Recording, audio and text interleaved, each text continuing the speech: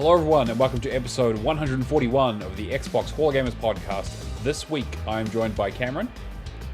Oh, I wasn't expecting me. Hey! Yeah, yes, Cameron, you're the second one on the... and Keo. Hey, hello everybody. Never do the second. What are you talking about, Cameron? Like, literally there are 3 boxes on the screen. I'm in the first one, you're in the second one, Keo is in the third one. And I don't usually introduce myself. Hi, I'm Matt. I'm usually here. This week, we got a fair amount of news to talk about. It's finally happened. Palworld is in trouble. We'll get into that shortly. In the most obvious news of all time, Respawn is working on another Jedi game. What a fucking shocker. And some Kingdom Hearts stuff, which is interestingly relevant. But as always, we do the show live on Twitch. Come say hi, hang out in the chat. Xbox Hall of Gamers is a place to find us. We also put the show up on YouTube if you want to catch the VODs. And of course, you can get it on every audio platform known to man if you're just you don't want to see our beautiful faces. Mm-hmm. All right, we'll just get straight into it. We don't have any questions this week, so we'll get into the news. I have one. Oh, Isaac, where's the question? Yeah, that's a great question. Yeah, Isaac, what are you doing, man? What are you doing? He doesn't actually listen to the show so far. No, he definitely does because he's always super on the clues for the word challenge. So he listens to the end. He's a real one. Yeah. So, this is big news that just broke, I think, yesterday or the day before. Yep. Yeah, I think it was yesterday. Yesterday, yeah. So, Palworld, the company behind Palworld, is getting sued. Pocket Pair are being sued by Nintendo and the Pokemon Company. But maybe not for the reason you'd expect. So, everyone's like, oh, everyone's been talking about, like, copyright infringement and stealing their IP and kind of just, using their animations and stuff. But it's not copyright. They're going after them for patent theft, basically. Patent infringement. What the patent is, we don't know yet. They haven't revealed it to either us or apparently to Pocket Pair yet. But apparently there is a motion in place to sue them for some sort of patent infringement where they've used something that is patented. Do you know what the speculation was? Well, I heard the speculation was it was to do with how Legends Arceus works with a kind of 3D throwing the Pokeball kind of thing to capture people, which is... I mean, right. I don't know. It's an interesting one. This story to me is pretty much like we're just waiting for more information until. Yeah. Like I mean, Palworld released back in January. Yeah, it's been up for 9 months. Yeah, January, February. Yeah, exactly. So it's been a while. It's interesting that it's taken this long, but it's not like Palworld have made a secret of the fact that they borrow heavily from Pokemon games, but I mean, so do a lot of things. There are a shitload of indie games. You got your Nexamons and your what was that other one? I don't know. There's definitely been a few. Temtem was the one I was thinking of. Yeah, Temtem and even Cassette Beasts, for example, is basically Pokemon. Like there's that idea of like capturing monsters, weakening them and capturing them is not a super unusual. World of Final Fantasy was another capturing monster game. True, actually, I have that in my backlog to play. Have you seen the? Did you see that Pokemon successfully did sue another company over Pokemon this week? No, actually. I didn't actually. Oh, really? Which one? It was a Chinese. I think it was a number of Chinese developers, but they were like one-to-one. Okay, yeah. I mean, look, there's Pikachu is the most recognizable, probably even more so than Mario at this point. Like, bro, if you're gonna rip off Pokemon, you gotta. At least in Palworld, they changed it a little bit, right? Like, there's fucking guns and shit and weird other shit going on in that game. And it's not really a Pokemon game, right? It's a survival game with Pokemon start, like, capturing elements. Clearly some big inspiration, and they kind of were taking a piss a little bit with some of them. But the fact that they got them for patent instead of copyright makes me really think that, like, I don't know. We'll see. I'm curious. I mean, it all has to come before the courts and all that. All and people.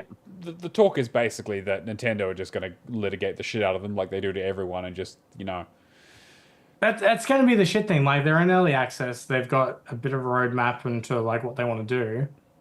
They're only realistically they were very successful, but they're only an indie developer. Yeah, they don't have Nintendo's money or lawyers.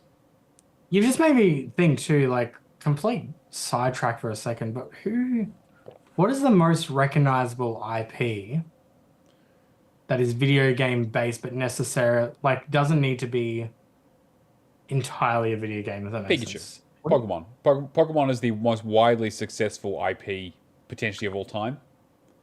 and probably the most recognizable character across cultures. I think, bar none. I can't think of a single other one that would even come close. Like you could go down like the Mario route maybe, but I mean even people who don't. I like mean, Nintendo. you could go back further and you could do like, in terms of recognizable, like Tetris stuff like that. But I'm just trying to think of like what's probably made the most money. Alison in the chat says Jesus Christ. He's pretty recognizable. That's fair. That's fair. I mean, he's coming back for a sequel. I'm waiting for his game to come out. Well, I played. What was it? What was that game? Faith? I can't remember. No, the one with the anyway. Passion of the Christ 2. Yeah, exactly. They're doing a second one. Yeah. I don't know. It's. Yeah, I would say it was probably Pikachu. I think like because Pokemon is so widely successful. And even outside of video games, right? Like a lot of people know Pokemon from the anime, even, and then from the plush toys, and then from fucking Pokemon Go, Go to the polls, you know, like it was fucking everywhere. And Pikachu is the mascot for that whole franchise. Yeah, you're probably right. Yeah, Santa couldn't be Claus? anything else. Santa Claus? Yeah, I don't know. I mean, Santa Claus has been in video games, but you know, usually he's the main character. He was in the Tombi games. That was interesting. Yeah, I think. Unfortunately, Pocket Pair, I think, are kind of fucked on this. I saw someone say that again. I don't know how true this is because I read it on the internet, so you know, take it with a grain of salt. But someone said the way Nintendo structures their savings and like cash vault, they would basically have to run at a loss for 40 years straight to be in any kind of trouble, really. Weren't they? They were in trouble at one point in time, weren't they? Sure, but I think like in the early days. Yeah, in the early days, like the GameCube example was probably they were in a bit of a rough. I'm thinking earlier than that. Sure. But yeah, GameCube's so good. Yeah, sure. But I mean, again, like in terms of like where they're at now, they had with the success of like the Wii, every fucking every Game Boy and DS and the Switch and the Switch 2, which I'm sure we can probably talk a little bit about. I swear to God, if they don't call it the Super Nintendo Switch, they're not calling it the Super Nintendo Switch. That's too clever of a name for them to do. There's no way they're going to call it something stupid. Like, because what they'll probably do is, you know what, fuck it, we're just moving on to that story. Unless you guys have anything more to say about Palworld before we move on. I really don't. I've got nothing really on that one. So it's well, the only thing I'm gonna say is that shit. Like, what? I think Palworld is far enough. What I'm trying to say? Distinct enough. It's different enough to be its own product, which right? it clearly is. I think it's like the whole. It's the. I don't want to say Nemesis. Yeah, What's Nemesis the system in Warner Brothers patent. It is stuff. Nemesis. Yeah. Okay. Cool. It's the whole thing of like you can't fucking trademark gameplay elements. You patent, be very clear. But yes, but the thing is you can patent design elements in games and mechanics, which is crazy to me. And patent law is different across the world, but it's like this, Pocket Pair are a Japanese company, so this will be tried in a Japanese court. Yeah, the fact that it's going to be all done in Japan is going to be very interesting. Yeah, I mean, if this was in the US, they have really strict copyright laws in that, right? Yeah, there's some interesting stuff around, like Japanese courts in general. Palworld is going to other platforms now, yeah? Isn't that like, maybe that's one of the reasons they're kind of like going onto it? Is it Switch and as well? I think like it's been on Switch, right? I'm not sure. It's I don't know. There's physical releases coming up, I think. Yeah. So I mean, so it's almost like there's a reason to do it now.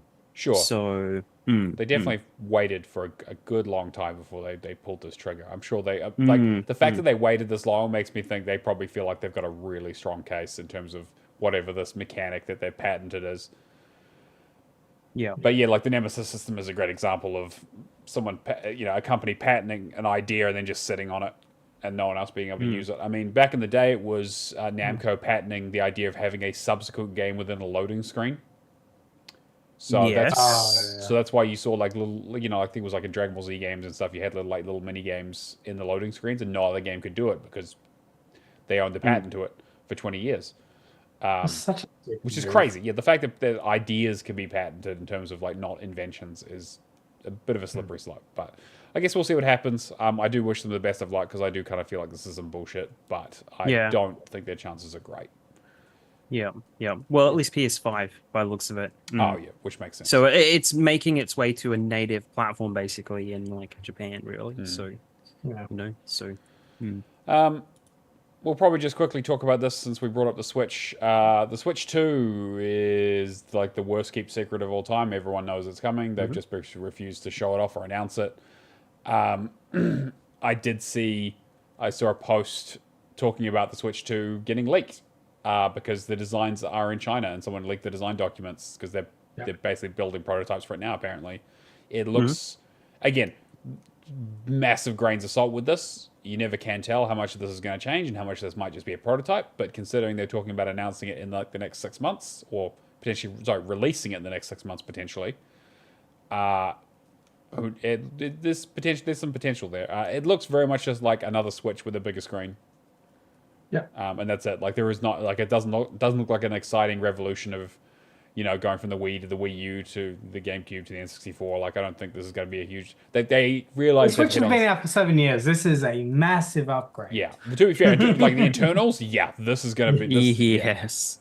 Yeah. Yeah, like I've had a look at it. I'm interested from the backward compatibility standpoint of it, and I'm not just saying for software. I'm also saying for hardware. You mean will I have like a in terms of like Joy-Cons and that?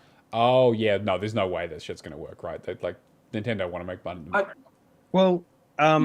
Maybe I don't know. With the Switch, if you because you remember they locked that Bluetooth feature up and didn't allow anything. That's right. They had to unlock the Bluetooth feature that was already existed on the unit. Yeah. And then when you paired a set of headphones by Bluetooth, you only could use one set of Joy-Cons or something after that. Some weird shit.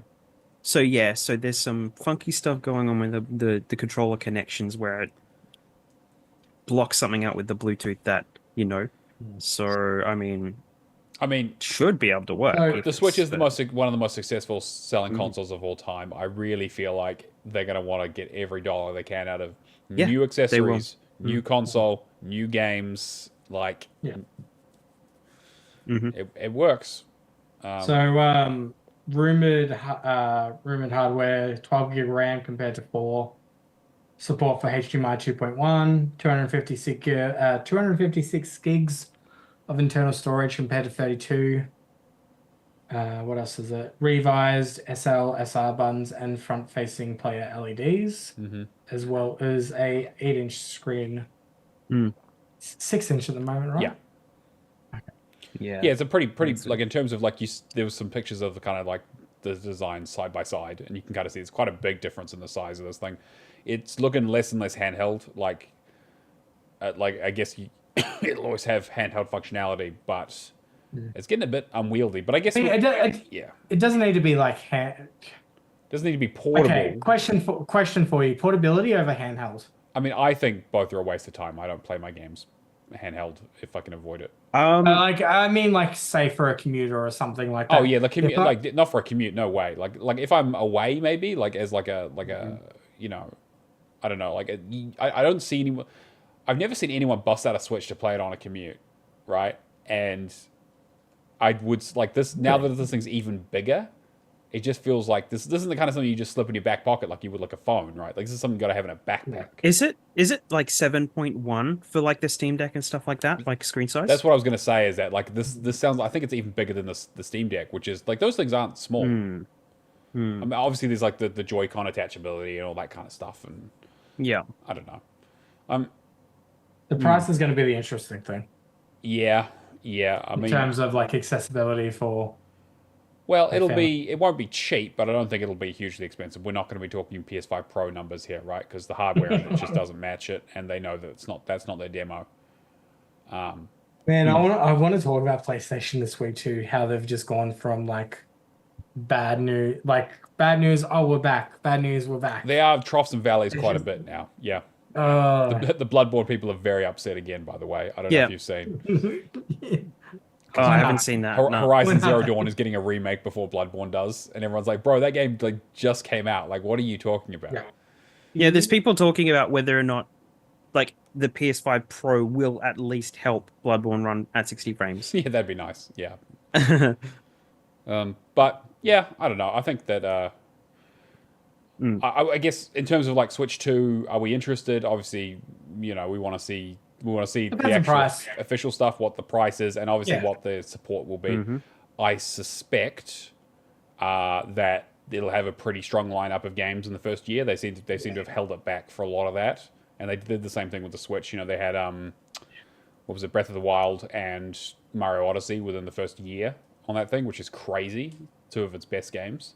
There's always like What- a Zelda that releases and then Yeah. the console releases and they make the same one for the Yeah, so they'll do a next port gen. of Breath of Yeah. Tears of the Yeah. Kingdom for sure. Wishful thinking for me, if there's backwards compatibility in that, I might upgrade, depending on the price on that. But if there's no Yeah. backwards compatibility, we've got it like realistically, Persephone is the only one that plays the Switch. I'll probably just buy a whole bunch of Mario games in that if they're cheaper, Yeah. and then we'll just keep on going on like that. Well, the game's not going to get any cheaper because Nintendo never fucking discounts. I this shit. know, But I'm with you. But I get what you're saying, though. Yeah, I don't know. Alison in the chat mentions Pokemon Legends. Yeah, the next Pokemon Legends games they announced. Yeah, like that. I feel like that would be another launch title. Having a Pokemon game and like a new Mario, probably, maybe like a new 3D Mario. I feel like would be a real good 1-2 punch for them for a launch here. Going back to Pocket Fair for a second, they're only getting sued because Pocket Fair is actually making a decent version Yeah, of there's going to be a new Pokemon. Yeah, actually, that does actually make I feel like sense. Pokemon Legends is going to be like just another shitty one. I don't know. I mean, like Legends Arceus was kind of an interesting direction to. Again, we're talking about Pokemon on an Xbox podcast, so I apologize, but It's the most recognizable IP in the world. it's We true. said this. It's true. This is Fine. true.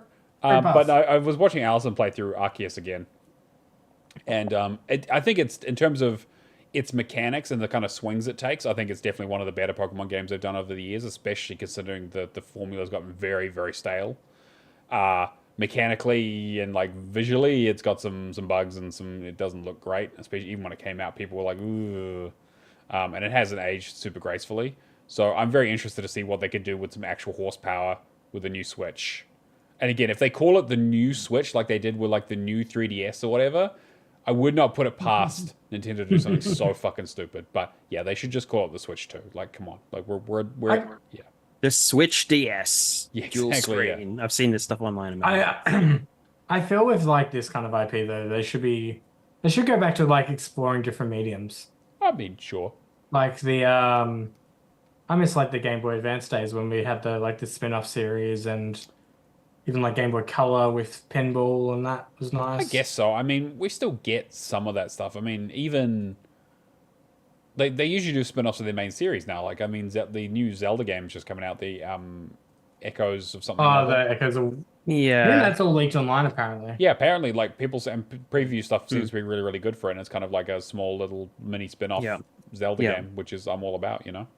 Yeah, they tend to do their experimenting with like they've got that Princess Peach movie or theater game now. Yeah, yeah, yeah. Whatever Yeah. that's called. Personally, like my daughter like really likes that game. Mm. Which is great because all I've done is install the demo and that's all she'll play. You're perfect. Yep. Great. I'll wait for Christmas, but Yeah, I'm definitely keen to see a. I mean, I'm interested to see. Like, I'm always interested to see what Nintendo are doing because they are the true sort of wild card of this industry in terms of like how they do development, how they do hardware, and just how do they do business in general and how they compete. Yeah. And they have the best IP. Like they have Pokemon, they've got Zelda, they've got Metroid, they've got Kirby. Like they have some of the most recognizable and consistent IP ever. And when the DS was around, like I was selling that stuff and I was like, there's a Nintendo first party title every single week from these guys. Like there was a particular period where it was just like one after the other after the other. And it was like 3 months of just like solid releases. And that a lot of like, that right was, into the end of the year. Exactly, So- right. And like they just kind of they know their cadences. They hold on to stuff until it's ready to come out. Yes, they definitely do. Yeah. But I guess we'll see. I'm curious. Mm. Cameron, you've chucked a couple of things in here. What do you got? yeah, like a few of these are just pretty self-explanatory, but I thought I'd just chuck them in anyway. Krafton CEO has said they acquired Tango for its creativity, even if Hi-Fi Rush 2 won't make money. So yeah, after everything that happened with Tango, being shut down back in April, Krafton purchased them, which are the South Korean publisher behind PUBG. Crystal Protocol. What else they do? Those are the two that come That's to mind. it. Those are literally the only two. In an interview with a game developer, the CEO explained that the decision to acquire Tango wasn't a financial one, but more of a creative one, and that having Tango's developers on board would lead to a greater variety of games, even if they didn't make a fortune. Yep. Want to maintain their legacy, although they did not have big success in their games. We saw many creatives worth pursuing. That's why we wanted to work with that organization. I don't know about you. I feel like a few of these, a few dev studios just always, maybe it's just, that corporate greed kind of angle. They just want to make it big compared to just being sustainable. I mean, no, I mean, I don't want to get into a massive socialist rant, but but here we are. We're talking about capitalism. There is no ethical consumption under capitalism. Yeah, I mean, look, if you are any kind of business and you have shareholders, you literally have a duty to all of them legally to make the chart go up and to the right, so you make more profit every single year. And if you're not making more, if you're not growing, then you're dead, basically. And unfortunately, if you're in any kind of business that has shareholders, that's just how it works. The chart going up, like this, compared to going up massively and then straight down because we've cut all our talent in that. But they don't care, because the thing is, like, you get a new CEO and you think like that they'll all have rotated out. They're only interested in the next quarter, so they get their bonuses. Then the business can sell, get more shareholders, do more share buybacks. Like it's fucked. And this isn't just a gaming problem. This is just, like I said, capitalism problem. But I mean, the thing is that, like, even what Crafton are saying, like, he's lying, unfortunately. Like, he's just not being honest, because he literally has to make money on these things. Like, I mean, later in, he basically says that, like, they want to recoup the production costs, right? They want to be able to break even. Yeah, just recoup the production costs, please, is what I say. But that is in itself is a pretty big challenge. If you try doing that, you might actually land a big hit. I don't trust people who say, "Oh, this is going to be a hit." Once somebody can try something new. Yeah, I mean, he's saying. Because I think that, looking on the other angle of this, that's the other big problem that the industry has at the moment. There's nobody like really, we have some studios that come out there, take a big swing, and they miss. Like, I'm thinking Immortals of AVM off the top of my head, like stuff like that. And I applaud those studios because they're trying for new IP. They want to. Yeah.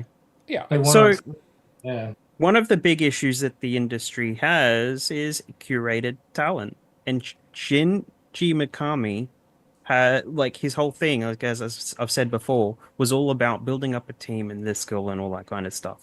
And he has moved on and on again, sometimes. Look, this time not so much, probably because he wanted to, but I mean, I mean, he I'm not left quite Tango, sure, but right? Like, that was the whole yeah, thing. exactly. Yeah, so but he built a team that are worth their salt, and it was up to Microsoft to shut them down for starters, but that talent is being at least acquired by somebody to do something with. So, which is also like a positive thing, really. So if that talent's still there, if that talent's still going, hopefully something good will come out of it. We'll just have a really good team, maybe doing something anyway.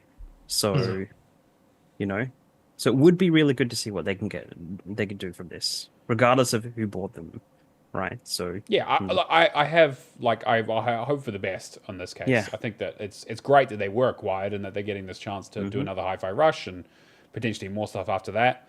But realistically, if this game only recoups its cost, I think this is pretty much the end of them. Like, no matter what the current CEO is saying, they need this to be a. I feel like this IP should stretch past gaming, though. If we've got stuff like Cuphead that's getting picked up by Netflix and that, Sure. like this is a great IP that could go different avenues, like comic books, TV shows, movie. Yeah, it reminds me of when Blizzard bought when they picked up the developers that did Spellbreak to work on some stuff. like the talent to, it was so closely, like you look at Spellbreak and like you could see that they could use that There was talent. something there.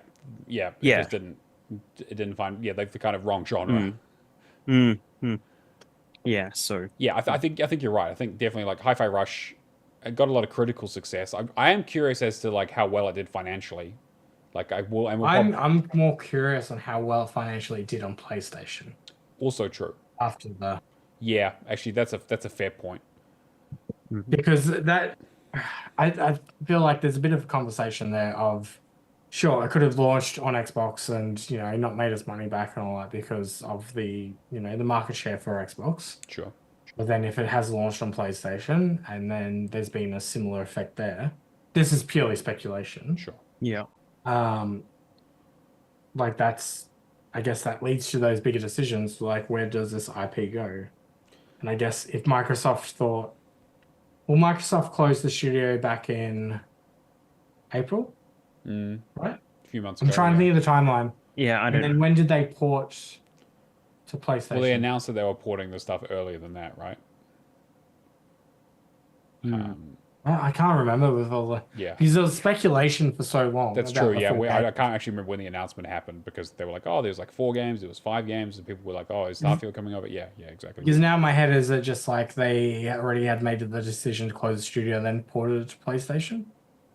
Because then, Mm. Probably. That's probably. I mean, yeah, realistically, that's probably what happened. I mean, like these decisions don't get made like that, right? There's a Yeah. process. March 19th, 2024.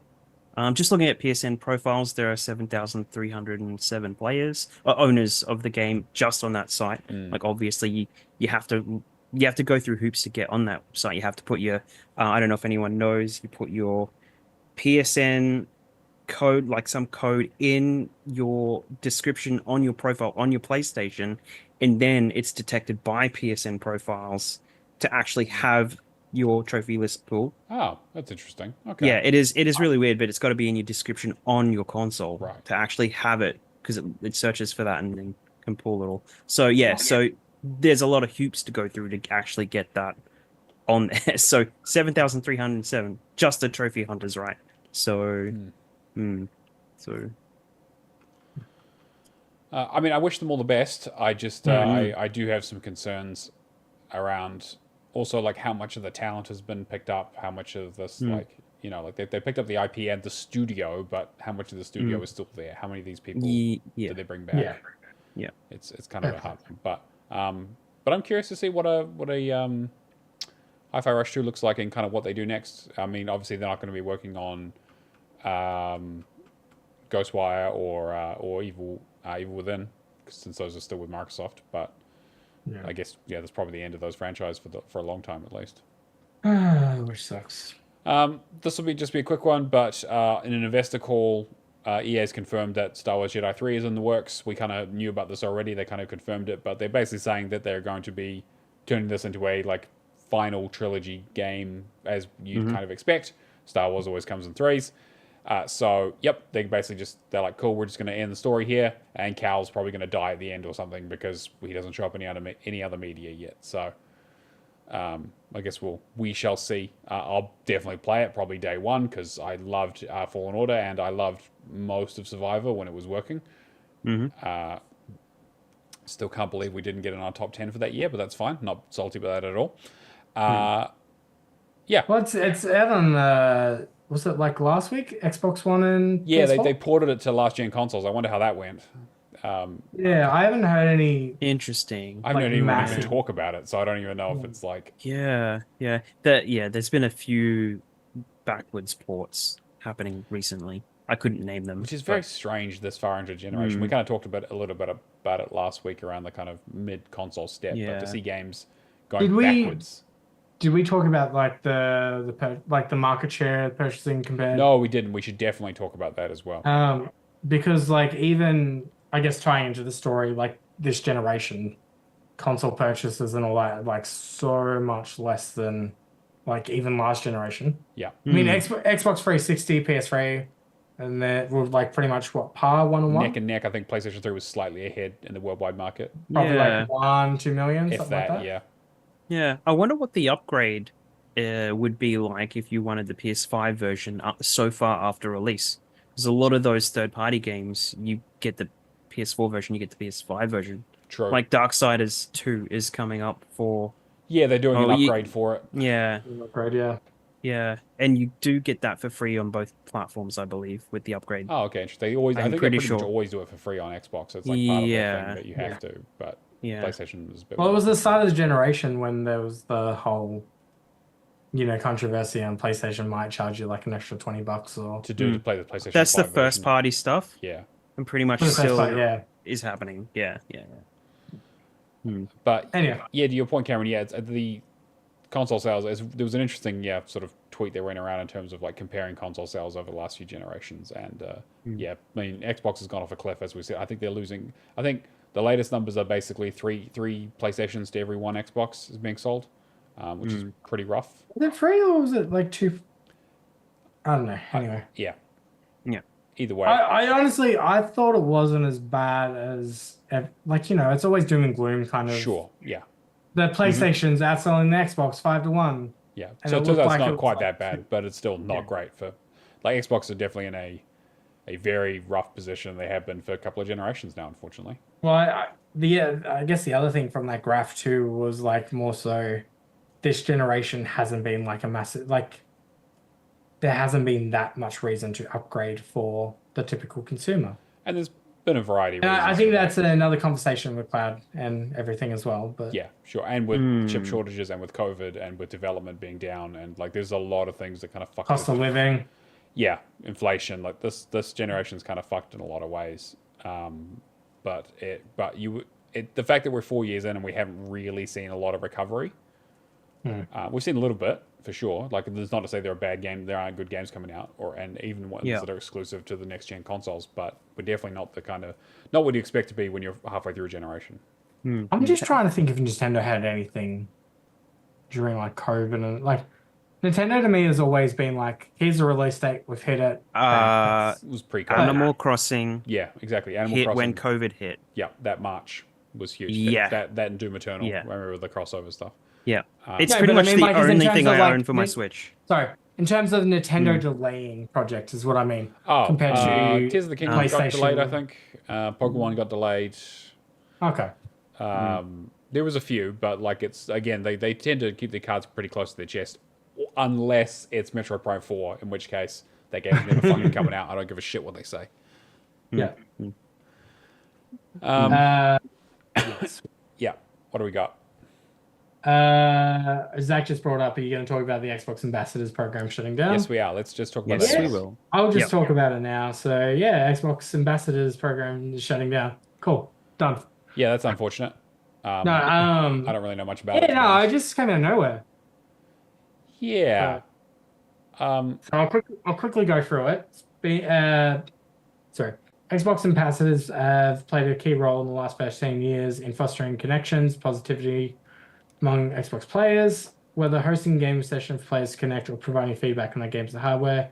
You have helped shape Xbox in so many ways. While we have learned so much about the passionate group, today we are announcing the final season of the Xbox Ambassadors program as we continue to integrate its values across our platform and focus on creating more ways for you to directly influence and impact Xbox for all. Why the change? Essentially, they say Xbox has evolved over the last decade. Players are finding more value engaging with us in other ways that allow them to live our community values, including programs like FanFest, Xbox Insider Program, Rewards with Xbox. Thanks to the work of this group, the chance for players to experience the joy of gaming is more global and inclusive than ever. And we believe that now is the right moment to bring the learnings and values of the ambassador community into all of our player engagement programs. I don't know.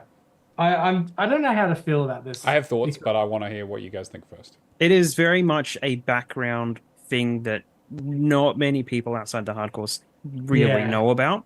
But it has been pretty vital in terms of quality control and actually like a huge direct link to the Xbox community on the back end. Yeah, it's like So- it's a community thing. It's a really good Yeah. thing. I don't. I'm just trying If to it- think, like, from a cost perspective. If we're like, going to, lose anything from this by not having it, not sure. But I mean, like, there's they do the codes and all that kind of. From mm, a value add though, it doesn't really make sense to me to shut down a program like this. But I'm trying to put a measure, like in terms of mm, costs and all that, It's in my head, it's and I not a just lot, can't. right? I mean, it's You would think it would. You think it would be such a low hanging piece of fruit that can have such a potential. Like, community is great. Yes and no. I have a couple of thoughts. Okay. Firstly, Microsoft laid off a shitload of another 650 Mhm. people last week. We didn't get a chance to talk about it, right? mhm. Yeah. How many of those people do you think might be running the support program? Probably 2. Again, a lot of them were like supporting roles from what we heard. Yeah, Again, we yeah. didn't get a lot of confirmation. Okay, I know so- this should be a relatively self-sustaining project, right? It doesn't Yes. need a lot of That's more so my thing of it. Like, you could. I mean, at the moment, it kind of feels very autonomous as it is. Like, you probably just need, like, a couple people to manage putting out like press releases, that kind of stuff, changing the program. But Sure, but even yeah, I think that okay, Ambassador program is what they said 13 years old. Yep. So that is what 2011. yep, The internet was such a different place in 2011. Xbox was in such a different place. They were on top. They had a very very strong community, and forums was still a thing. I think what this is an indication of is basically Microsoft shifting priorities away from their Xbox community being this in terms of like if you think about the ambassador program as something that is supposed to promote Xbox, right? That's essentially what it is, right? It's an evangelist scheme. How effective do you think they were at actually spreading the Xbox message and building that community? Realistically, in terms of dollars to donuts, like how much money do you think they actually provided in terms of getting people over onto the Xbox side of things, as opposed to fucking Aftos sending me GG every 5 days to get his fucking rewards because he just wants to get his free month of Game Pass. Yeah. I imagine 99% of the ambassadors do. I think that this thing was just a massive time and admin sink that just gained them basically nothing, and that the value's been drained out of it. Yeah. Do you think? okay. I want to hold that thought. Go for it. So, 2 angles from it: Sure. community and community support. I would Sure. agree with you from the community aspect of it. That that kind of shit. Like, it's very. What's the right word for it? Like, it doesn't increase the numbers or anything. It doesn't give more traction. It doesn't do anything. Yeah. But then for me, it's less about okay, it's more. There is engagement elements to this, but Sure. nowhere near what I would expect a program like this to do. But for me, this is more so retention. This is having people in your community that are well versed and all that. That if somebody has a problem with something, this is saving on your customer support kind of costs, essentially. Because there is that element of the community champions and all that bullshit Sure. that, though, I've seen people in the community that, I hit ambassador level 4, like, look at me, kind of, I mean, it's It's nothing. just dick measuring competition. Yeah. Yeah, essentially. But, like, at the same time, to me, it's more so your retention, making sure when there's a frustration that people have a support network that they can, which, back in those days would have been the forums and all that. Right. Would have Before been, Reddit, basically. yeah, essentially, you look up anything now, Reddit's like your SEO in terms of solving your issues, yeah?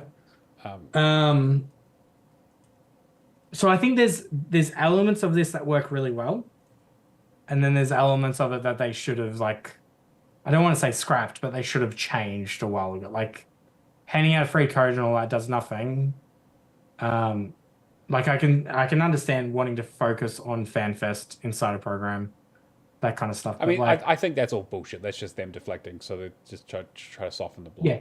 I mean, like, as it goes on, and there's like, we're phasing out the seasonal ambassador quests, but what was it? We're involving our Xbox ambassador champions into community champions.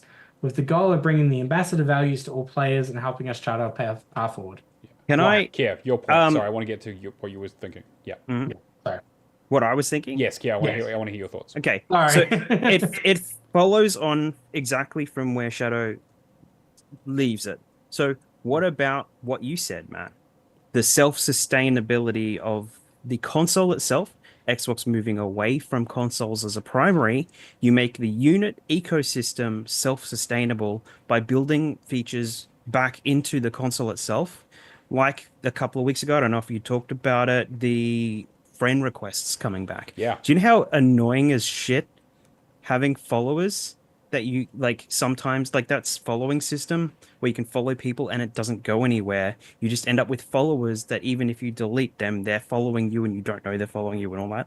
So it's like building some of the features back into the system, like some of the really good features that they have. I don't know if these are going away along with that or anything like that, but the stuff where you can, send, you can tell them problems with the console and problems with game.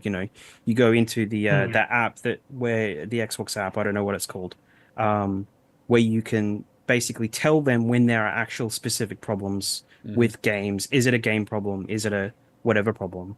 And you have more systems like that where people can go in a more prominent position to actually deal with that stuff at a console level where all the users are to get that stuff back. So, and then it's working on itself to deal with the problems, not, having somebody sitting on a community ambassador website updating and writing things for people to redeem rewards for and stuff. So, Yeah, I mean, you're right, but I think the other part of that is that we haven't even touched on yet is AI, right?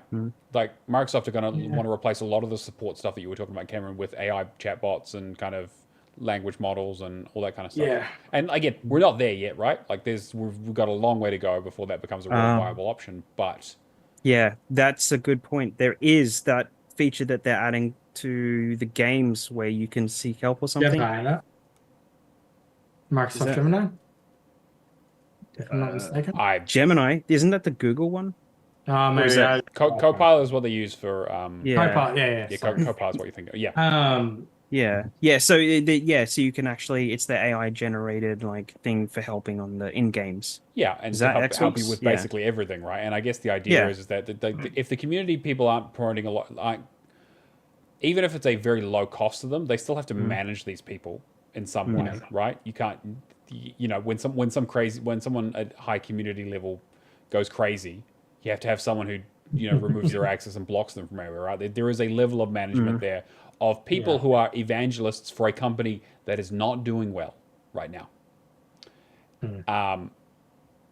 And quite frankly, it sounds like Microsoft's just not interested in console wars, and their idea of what they have for community is something they want to bring in-house and have a community manager run and have AI do stuff and kind of just remove the community involvement to basically have stuff told to the community as opposed to have the community generate their own stuff. Another point on that is that if you have people sitting in a community where they are of the old guard, where basically they're all shilling what Xbox was when they're trying to change the perspective so that it's more Game Pass, digital, streaming based. Yeah. And you've got people sitting in a chat area basically going, well, Xbox is no longer this, it's this. Or remember when we had these things, then they can't shift from that if they're holding on to those old people. Yeah. So exactly. It's just that they're going in a new direction. I get the feeling that this might come back in some other form in the future once they're kind of a bit more established and, like you said, like they've kind of made that transition to what they want the company to be. And then they might relook at it and say, okay, what does our community look like now? And what kind of community we want to foster and what do we need from it? But I think I don't see this being a huge loss for it. The people who are most upset about this are the ones basically not getting their free Game Pass codes or points or whatever anymore, who were basically just gaming the system and providing no value to Microsoft at all.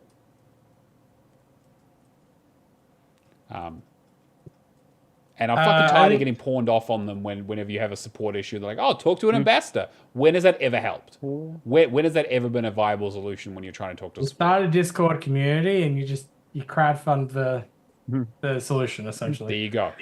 What was I going to say? The only downside of this for me that we haven't really touched an angle on is like accessibility. Like, answering those kind of questions. There was like a bit of education there that I feel kind of helped the community. You do those quests and all that to, learn those aspects of it. I suppose. Yeah. But like that's the only. That's a pretty small benefit for something that they don't want to maintain. Yeah. This is true. All right, what else we got? You want to talk about Kingdom Hearts? Yeah, have you heard of it? It's this pretty popular series that makes no fucking sense. But Nomura, who's the guy who is the head for the series, as well as a few different Final Fantasy games, including the 7 remake, I believe, has basically said he's considering retirement, and then he wants to bring the series to an end. Thank fuck. They did an announcement back in 2022 for Kingdom Hearts 4. They showed off a new looking Sora with a very, new hairstyle, new visual style. I've been playing Kingdom Hearts 3. I'll talk a little bit about it when we get there. So I see where the game ends, especially with the DLC. Yep. I don't know. It's interesting. We don't really. There isn't really much to the story other than Kingdom Hearts 4 still exists. They're still working on it. It'll probably come out in 2030. Yep. Yeah. All right. I don't know. Kingdom Hearts 4, what? You guys invested in the series? I was going to say Kingdom Hearts 4. What 5 Disney franchises do you think should be included? Oh, that's a good question. Disney franchises. So, well, basically just all of Star Wars and Marvel. They just need to dip right. No. If they do, you know what I meant. If they're doing, look, they do Pixar, so they can do whatever they want. All right. I want to see a fucking Star Wars planet. All right. I don't give a fuck. I want to see Cars. No. I want to see how they. No. I want to see how they can pull Cars off. Actually, no. Well, they can do cars. They just turn you into a car like they did with the exactly. That's what I was gonna say. Yeah. With the I wanna see monsters. One. Cars. So they turned you into a monster. So I want to see Encanto. Yeah. Okay. I can see that. That'd be interesting. Because they've been doing. What did they do? They did Frozen. They did. Did they do Brave? Or am I? No, they didn't do Brave. Well, again, there are What so was many it? games that they have done quite a few different ones, but I think the third game is the only one where they really leaned in with the Pixar stuff because they have. It's almost think like the it's other one. like half and half because it's like Monsters Inc. Because Monsters Inc. Yep. Frozen. Yep. Big Hero 6. They got like Ratatouille in that, but they Ratatouille, I guess. Yeah, again, like as a character. As a side. I only mentioned that because I watched Ratatouille last weekend. And I love that movie. It's a great movie. Much. It's a great movie. It's and Toy really Story. fan servicey for me. Yeah. I would love just Treasure Planet, Yeah, I was thinking like Treasure Planet. Like I mean, Atlantis, Atlantis, something like that. God, I'm actually gonna go back and watch Atlantis. That movie is so good. Have you watched the sequel The sequel, the sequel that they were trying to turn into a TV series. into the TV series? It was fine. Did they just put it together? Yeah, I get it. I get why they did it, but it's not great. You can just watch the first one. I may or may not have watched them. I've watched a few similar movies. I do not know if I've watched Atlantis is the one that's underwater gear. I mean,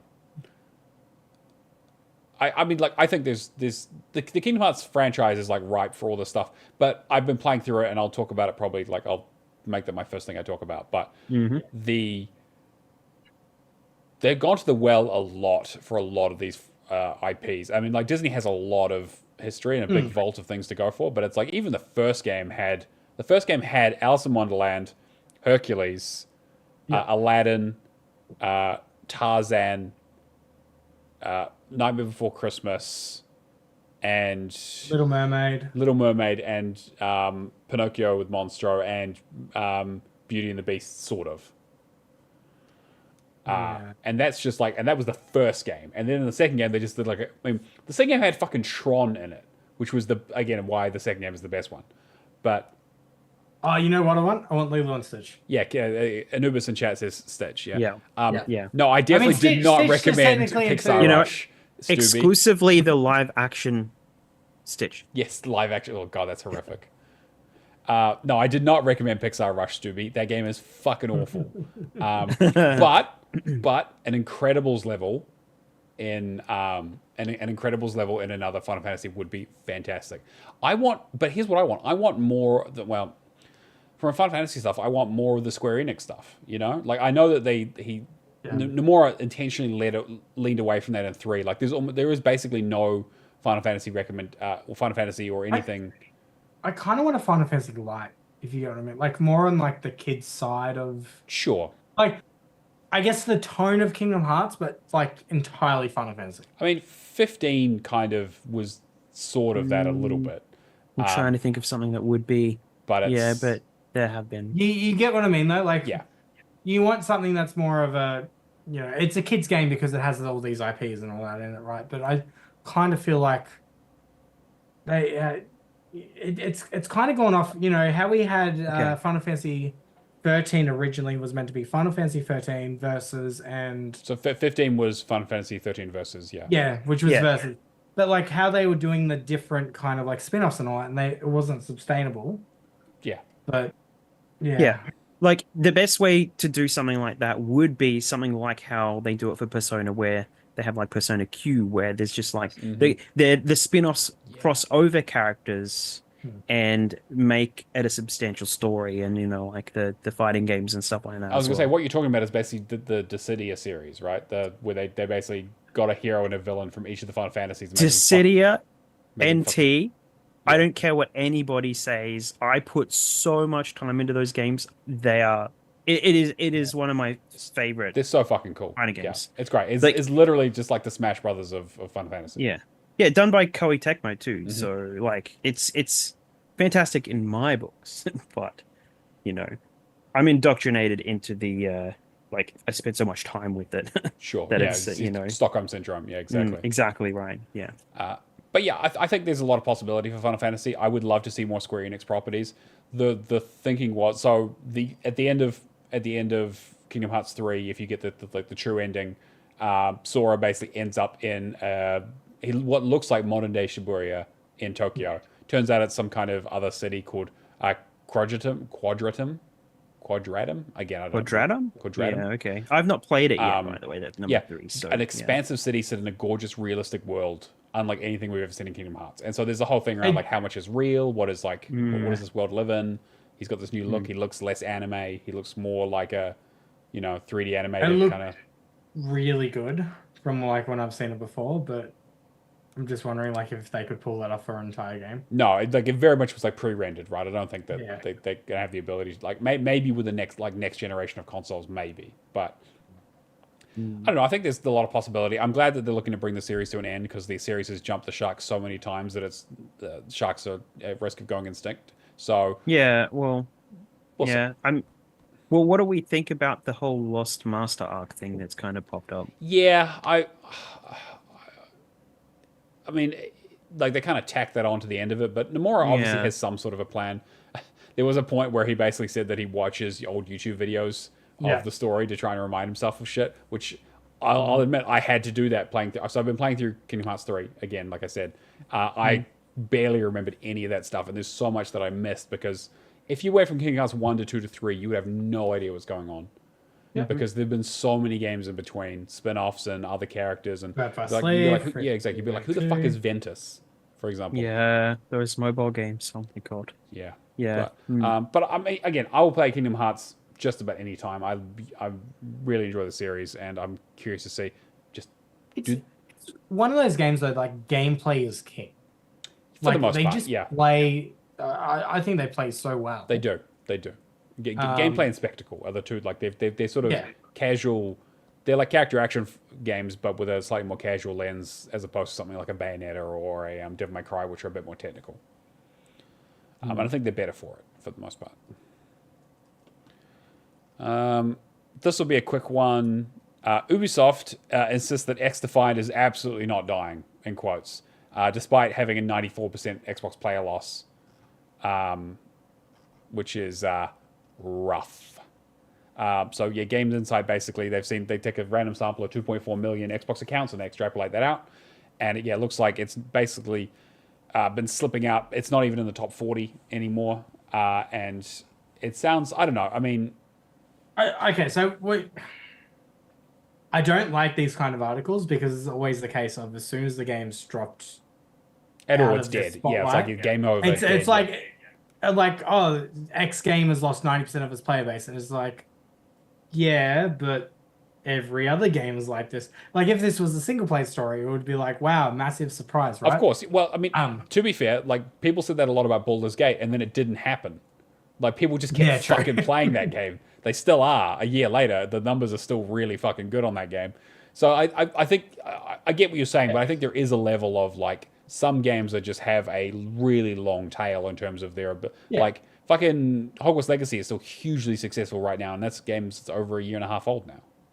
Yeah. Mm. I mean, it all comes down to IP at the end of the day, but I think the biggest problem it's going to be like the same thing with compared to like Fortnite, that kind of stuff. Sure. They need to have the content to be able to sustain it, and I don't think X Defiant has that at the moment. But Hmm. I don't. Ubisoft's not dumb about this. Yeah, they would have an expectation to.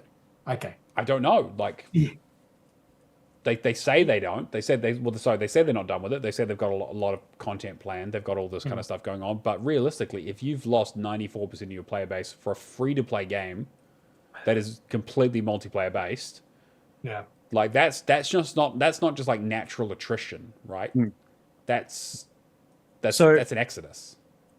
They've got season 2 coming up, if it's not already out, Mhm. and I'm pretty sure that this is exactly the same thing they said about Hyperscape. That was going to be my next point. Exactly. Yes. About which one? Hyperscape. Exactly. Hyperscape. Ah, They Okay. said the same thing about Hyperscape.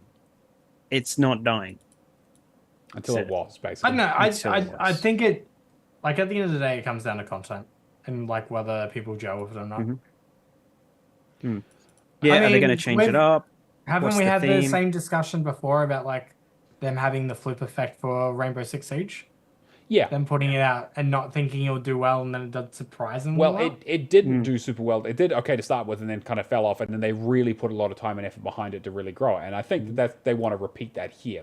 So that becomes the conversation then. Like, what content is this game missing to get it to that point? It's a multiplayer free to play, but does it become the case of like Rainbow Six Siege had the, like the free updates and that, like the extraction mode, and all, like, does that pull players back in? maybe, yeah. I don't know. I mean, I'm not saying it's completely dead and they're going to shut it down tomorrow, right? But I think that for them to say that it's like that 94% drop off is totally fine and not a problem for them. Like it's enjoyable. The main problem to me is though you're situated against like Call of Duty and that, like you've got no chance, realistically. Hmm. Like it's a very hard market to crack. I think there is a market for a multiplayer style first person, like fast paced first person shooter that's not a Valorant, that's not like a CS:GO, that is more Call of Duty based. Yeah. But when you have Microsoft basically giving COD away with Game Pass, Yeah. and COD's always going to be the king, that's a fucking hard thing to compete with.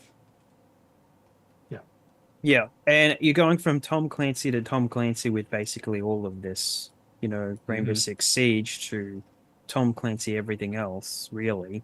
So it's like, how much are you trying to get from it? Yeah, it's kind of it's tricky. How much like you're not. It's definitely a different strategy. It's more Call of Duty. It's not Yeah. what you get out of Siege. They just want to. There are different markets of first-person shooters. They could tap into it with this, but they really need to sell the IP. That is like most of the reason people are playing it, like with the Watch Dogs and the. You Online know what I kind hope they can get it to the point of being? Like what we expected Crossfire X to be originally before Yeah. it came out. True. Like the fact Yeah. that we heard Yeah. Remedy and that was involved and we got really Hmm. excited by that. Like that's what this kind of game needs, in my opinion. If you're doing the new IP approach, you can't just be a multiplayer, like free to play. You need to have more than that. Yeah, you got to have a really good hook, and I think the hook was basically people were jonesing for a bit of a reset back to the Modern Warfare 1 and 2 days of the 360, Yeah. right? Where you have like a really responsive, very like punchy kind of low time to kill Yeah. tactics based shooter with some kind of fun perks and that kind of stuff. But But that's Call of Duty, right? I mean, Ubisoft's got 20,000 employees. Like, they should be able to put more behind this. And Yeah, for sure. That's kind of I think that's kind of what I'm surprised about is that like I Yeah. haven't heard a big push for this game at all, right? And Okay. yeah, I Yeah. don't know. So season 2, you're looking at they've got basically a faction from Far Cry New Dawn. Mhm. It's the Highwaymen. So new faction, explosive, unpredictable. So it's bringing in like grenade launchers and turrets and stuff like that. And some of the, I guess, quirky weapons that you're probably getting from that Far Cry game, Sure. because that one had some good ones. New weapons, maps, obviously, and stuff like that. But September 25th, so that's really soon. Yeah, it's But I next mean, week. so it's a whole new faction. So I mean, if they do a big, maybe they do a big push for it, and it does well. I think Zach brings up a good point though in the chat, basically that the reason why Siege was so popular and kind of did good growth was that first of all it did have the support and had a lot of customization, but it's an experience that was kind of it was a very unique and sorry it was a unique experience. You can't be very unique, only unique. yeah, It was a unique experience that you just could like that kind of tactical gameplay with the kind of destruction and the way those games are set up. There are no other games like that really. yeah, and yep, keep going. Whereas, like as Zach says, X Defiant is basically just free to play Call of Duty Team Deathmatch. Really, Um, I was quickly going to add, I'm reading the season 2 notes. yeah, There's also one life, one round mode that's like essentially it's reading like Search and Destroy. I'm not sure if that's okay, all right. But then like they don't even have private matches on that in at the moment as well. Yeah, like, if you're it does. competing with somebody, you need to have It does feel a little underbaked in a lot of ways. It's like Halo Infinite's multiplayer, yeah, where they were just adding stuff as they like. It was really fun at the start and all that. Then we got bored because there was no content. okay. So one of the limitations that every single old Ubisoft game has that is multiplayer is that there has been no cross-play support widely integrated into their games. It was Right. one of the things that was the problem with the Division series, where basically you bought it 3 different times, like well, 2 times, and then, I ended up with a PC code recently. Thank you, Shadow. That was good. So if you build a profile in each of those games, your saves are completely separate. And Rainbow Six Siege, I was just looking up the Ubisoft support for that. Rainbow Six Siege supports cross-play between PC and Luna or between PlayStation and Xbox consoles. This game is the only game I think the X Defiant is the only thing I think that you can cross-play on anything, I think. So I haven't I'd have to double check that, but Ubisoft were just like really late to that game though. Like I would say there was a few games that started doing it like in the late 2010s. yeah. And Ubisoft's only just caught up recently. We talked a little bit about Ubisoft kind of being behind the curve last week a little bit, and just kind of how they always feel like they're just playing catch up and trying to chase the trend in a way that you'd expect someone like an EA to be doing. But they just haven't hit. They just haven't hit the pay dirt. And the rumors are that this X Defiant is like down to maybe like 20,000 players, maybe. Yeah. Again, it's hard to know for sure, but it's. I think there are, I don't think they're quite like the death spiral of something like a, you Hyperscape, right? I don't think we're quite to that stage. I think there's still there, but a lot of people are complaining about long wait times for matches, especially other match types outside of TDM, and yeah. So that's why you need the private matches. You need that kind of stuff. Newbie said in the chat, feel like AC co-op would be nice, even just one-off missions and explore. Made me think like we've had like the Assassin's Creed multiplayer and that before. Why don't we have those kind of elements and game modes tested and stuff like X Defiant? Yeah, I don't know. People have enjoyed them in the past, like just more content. Yeah, but I guess it's the balance of like this is a free to play game. Every dollar they put towards it is a dollar they have to make up somewhere else, right? And if your player base, again, think about like if you only have 20,000 people playing your game and like 1% of them are paying, like that's fucked. Even if that person's a huge whale, like I don't know. It's the way that these kinds of things then the survive. question is then why did they go to free? Because they had to. X Defiant on paper is the perfect storm. You bring people in to play a game that has all these different IP, and then that spins you back to the other games to buy the other things in the franchise. Yeah. And you get the cosmetics, and it's like, oh, hey, I'm a big fan of Splinter Cell, even though I haven't released a game in 20 years. I want to get the night vision Shane goggles logs things. in, buys like $100 worth of Just Dance items. Sure, exactly. Just pandas everywhere. Yeah, 100%. Like that kind of thing. I think, yeah, Keo, you're right. Like it's a good franchise play, and this kind of mash up Smash Brothers style of just kind of grabbing your franchises and making them fight each other. I think is a good selling point that we kind of don't really hear more about. Yeah, I'll come back when we get the proper Raymonds. Rabbids. That's what I want. Want Rabbids, just a map of Rabbids. Rabbids hunting game. There we go. Right. Yeah. Yeah, well, all these other games like Fortnite, they've all just shielded out on adding, characters from other things. Yeah. So it's not like it's not happening. This is all just stuff that's Ubisoft related. Yeah, I mean, even Apex Legends does like cross promos and stuff, even though they aren't nearly as big as something like Fortnite. But I think I mean, Apex is still pretty sustainable, isn't it? Yeah, exactly. That's what I mean. Like EA hit that, and they were like, "Yep, this is our thing. We're gonna use this as a kind of our launching pad to make other stuff."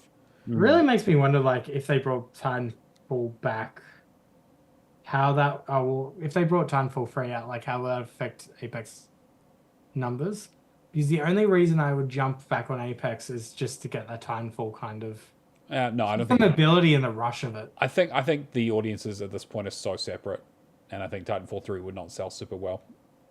I want it, and I would play it, and I would love it, but I don't think it would be. It wouldn't be the level of success that. It'd have to be completely single player.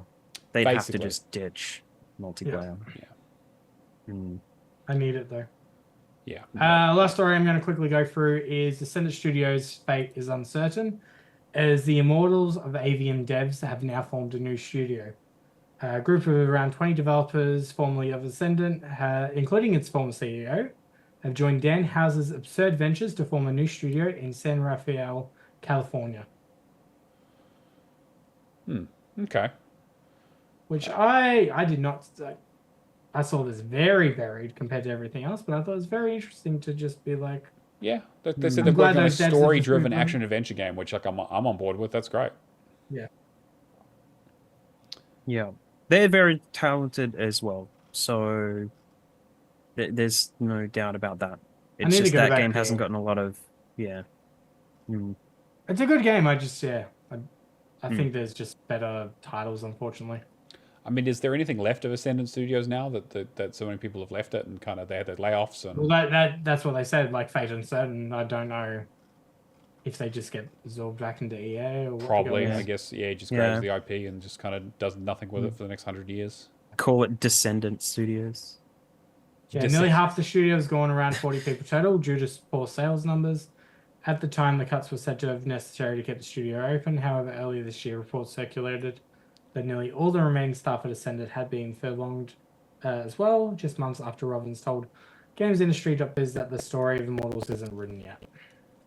So, yeah, I don't hold out high hope. We're definitely not getting a sequel.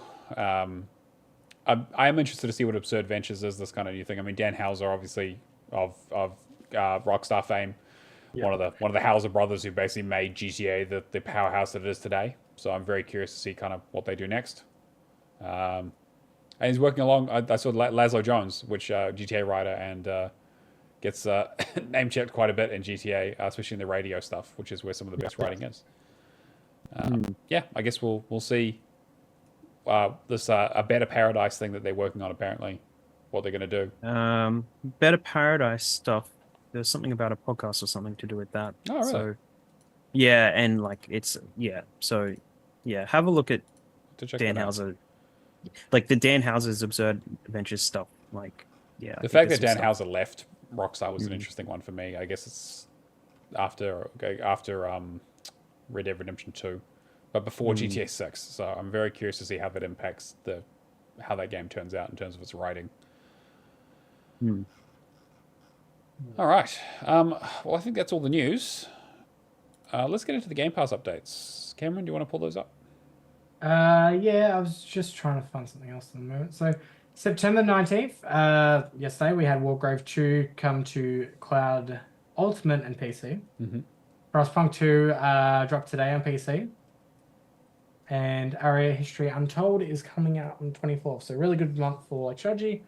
I saw a rumored list of Game Pass editions that I'm just trying to find now, but just I'll quickly go through leaving.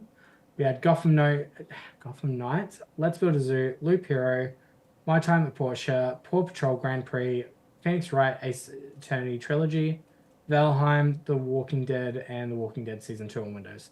I'm a bit disappointed Valheim's still in game preview and hasn't achieved. Yeah, no achievements yet. That game's been in game preview for a little while now, actually. Probably like 2 years. Yeah, because it was on thing for PC, early access for PC even earlier than that, right? Because it didn't come to it didn't come to Xbox straight away. So, but I guess they're just gonna take it out. We're losing a lot of games in there.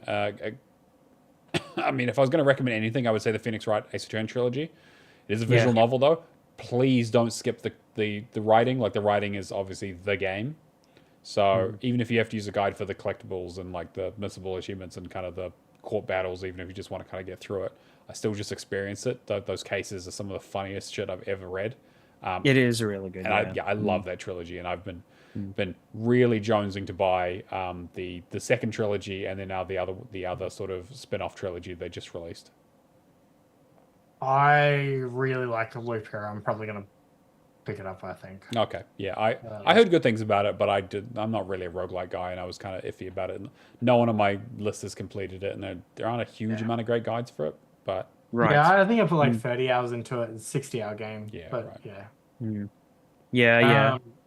Now, the rumor that I saw during the week was there's a credible Game Pass leaker that has been pretty accurate in the past that put up a few announcements for TGS.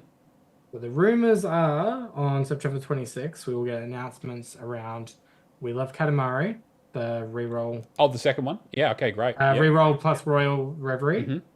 And then the All You Need Is Help, the really cute puzzle game that we had. And a third unconfirmed game. Interesting, okay. Which I'm really hoping is Final Fantasy Pixel Remasters. That would be good. Yeah. That's just me. They on PlayStation get sold as a bundle for like $107, or you buy them individually. Oh, interesting. Okay. Yeah. So they have a physical on PlayStation coming up real soon, and Switch in the next month or so as well. So also maybe it's November. I don't know. But yeah. So I wouldn't guess that would be that at all. But if they did, it'd be nice if they got something like, Stranger Paradise or something in there, which is something weird. Final Fantasy 1 adjacent. So, hell yeah. Something like that. So, yeah. I'll pick that up eventually. It's good. The other thing I wanted to quickly talk about too was Xbox has updated their messaging around the cards that they used to do. Yeah, where they show off the games that are coming. Yeah, now essentially has Ultimate PC. Right. To explain the day one stuff. Because Wargroove 2, for example, is day one. So that won't be for your normies who aren't on the Ultimate plan. I really want to play Area History Untold and Frostpunk 2. Yeah, this month is looking a little rough for me in terms of like stuff joining. I haven't really had anything I've been super interested in outside. Have you played Age of Mythology yet? I've installed it. I'm going to do it, but I am busy with a lot of stuff for our monthly theme. No, it doesn't count. Age of Mythology. Which I'm now transitioning us over to. Yeah, monthly I saw the transition. So September and October, that's flawless segue. Thank you, Matt. September and October, our monthly theme is And Stay Down, which is where we basically get together and try and knock out some goals as a community. So we're basically trying to get people to finish up their DLC and title updates for games that they've been leaving there. So your Vampire Survivors, your Human Fall Flats, your Neverwinter if you're a masochist, all this kind of stuff where they just keep bringing Surgeon Simulator. Yes, exactly, yeah. House Does Flip. that have DLC? House Flipper. I was just saying, like, stay down. Just stay down, yeah, sure. The idea being that, and many of our community members, especially, if you know Shane, Firehawk, big fans of not liking, big fans of jumping on things when the DLC comes out and ruins their completion percentage. So we've been doing a lot of pushes in there. Basically, almost everything I'm going to be talking about have been DLC related. Yeah. How are we finding it, guys? Guys, how's the DLC focus been? I have been doing Forza Horizon 3. Oh, Like, I have gone back to it, and I'm just like, I need to do the DLC for that.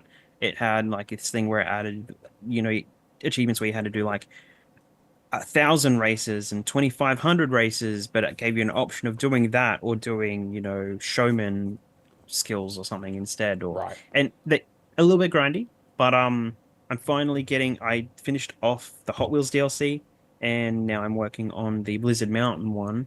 Problem with those games is they make you do that game specifically. I think makes you do the championship for every like race on the map.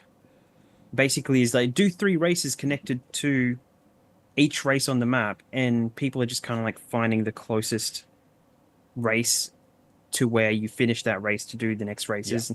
But it's just like 3 races per every race on the just to fill it out, and it's just annoying. I But I feel like there was an easy way that I bypassed that. there was, but you basically still had Was? to do the 3 races, but you had it end where the shortest next to the shortest race starts or something. Yeah, So it there's was something like, custom that yeah. like made it like really Exactly. easy to Yep. knockout. So Everybody uses the custom blueprints and makes their own version, but you still have to use it off the races that are there. Right. You just have to yes. find the connections to the shortest races to Gotcha. continue it. So, yeah.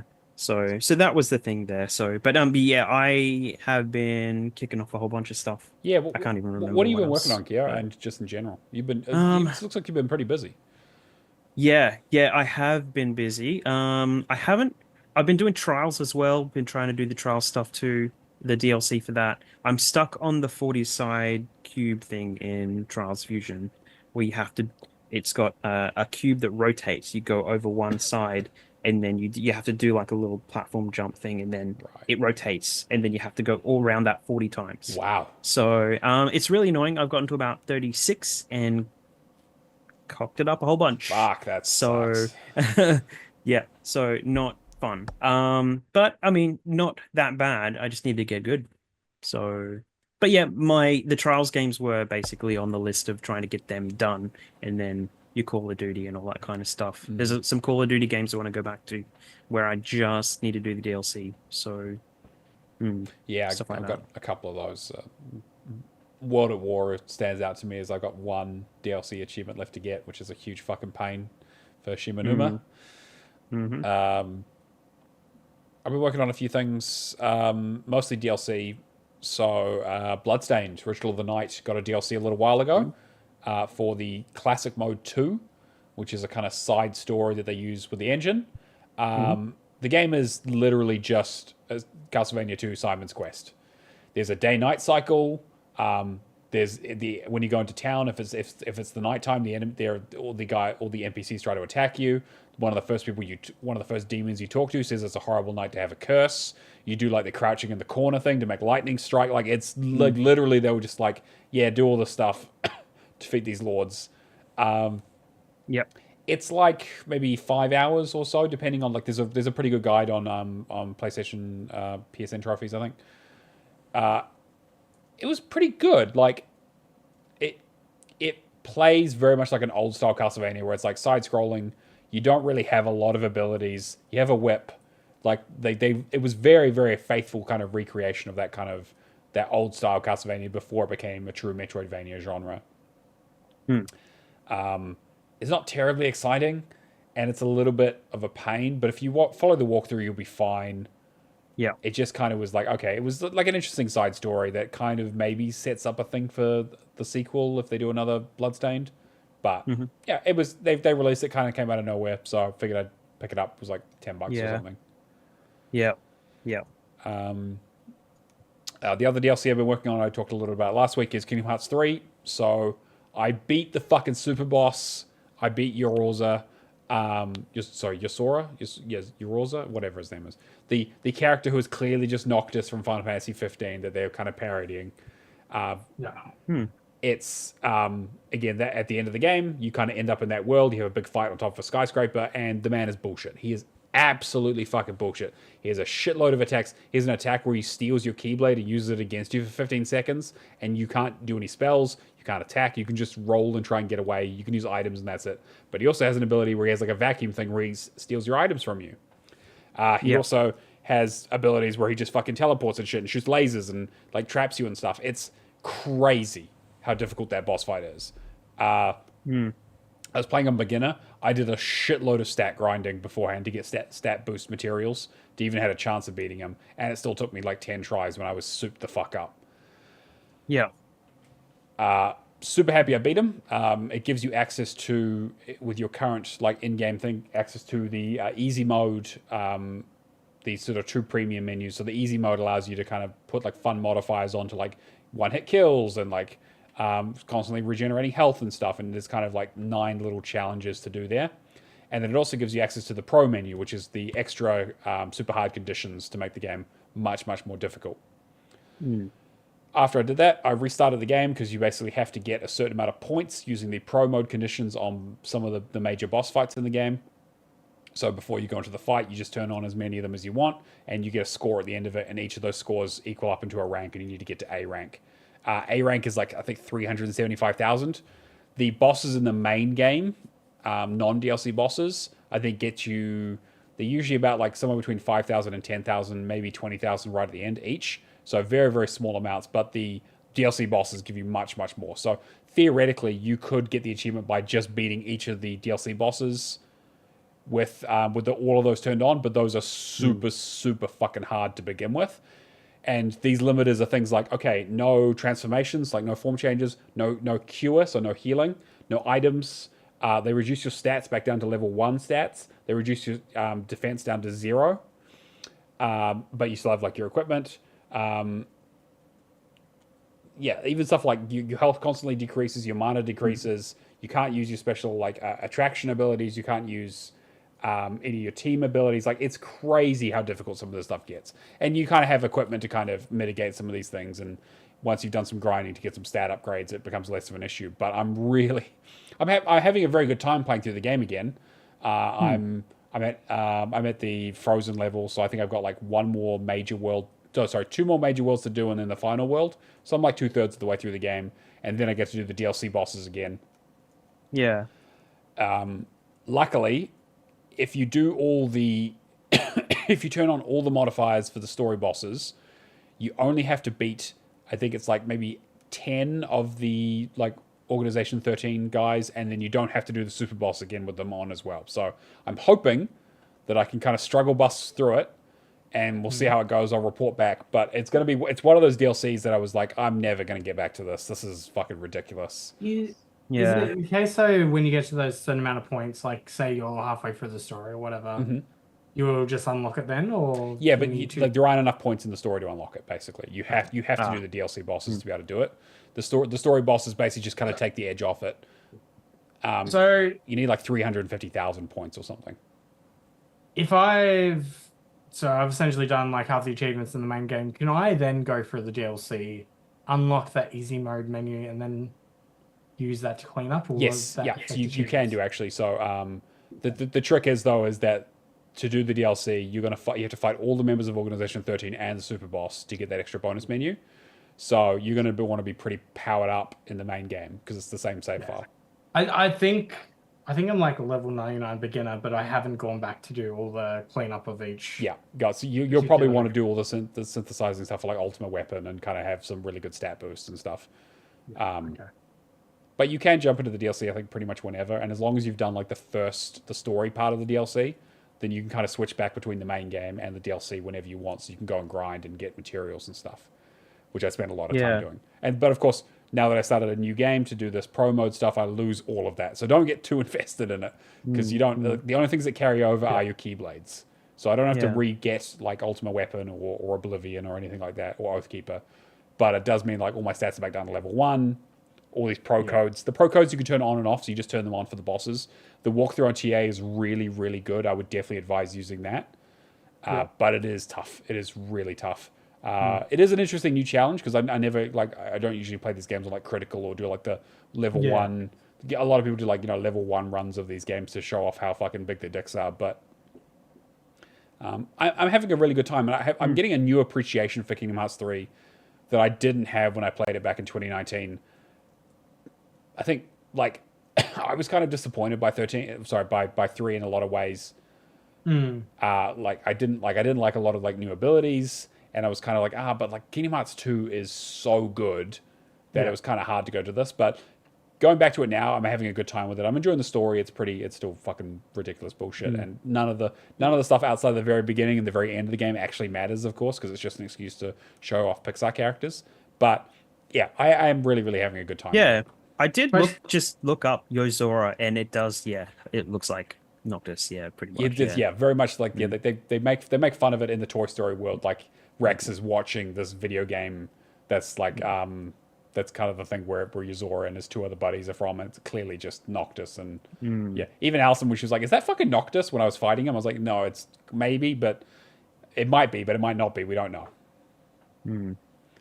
So the other question I have is, you're going to go to the other games after, or are you Maybe, going to just... maybe we'll see. I don't know. I really did not enjoy, what is it? Dream Drop, whatever the one where you play as Ventus and Terra and Yeah. Birth by Sleep, isn't it? I think it's Birth by Sleep. I really don't enjoy that system where it's like you have to build your own boards and Aqua, stuff. Terra, and Ventus? Yeah, I just My toughest Kingdom Hearts fight was actually on the DS. Is it even a DS game? I think no. Was it the Are you DS Chain game? of Memories, or are you thinking? No, actually, it was Recoded, which used to be a mobile game. So I specifically, because these games are just videos in the collections, I went and played the games, and I still have the games. So Recoded is one of the best Kingdom Hearts games I've actually played, despite the how its origins. Sure. But there's a dark Riku in that game that just killed me like so much. So yeah. So they got some really tough fights. So Yeah.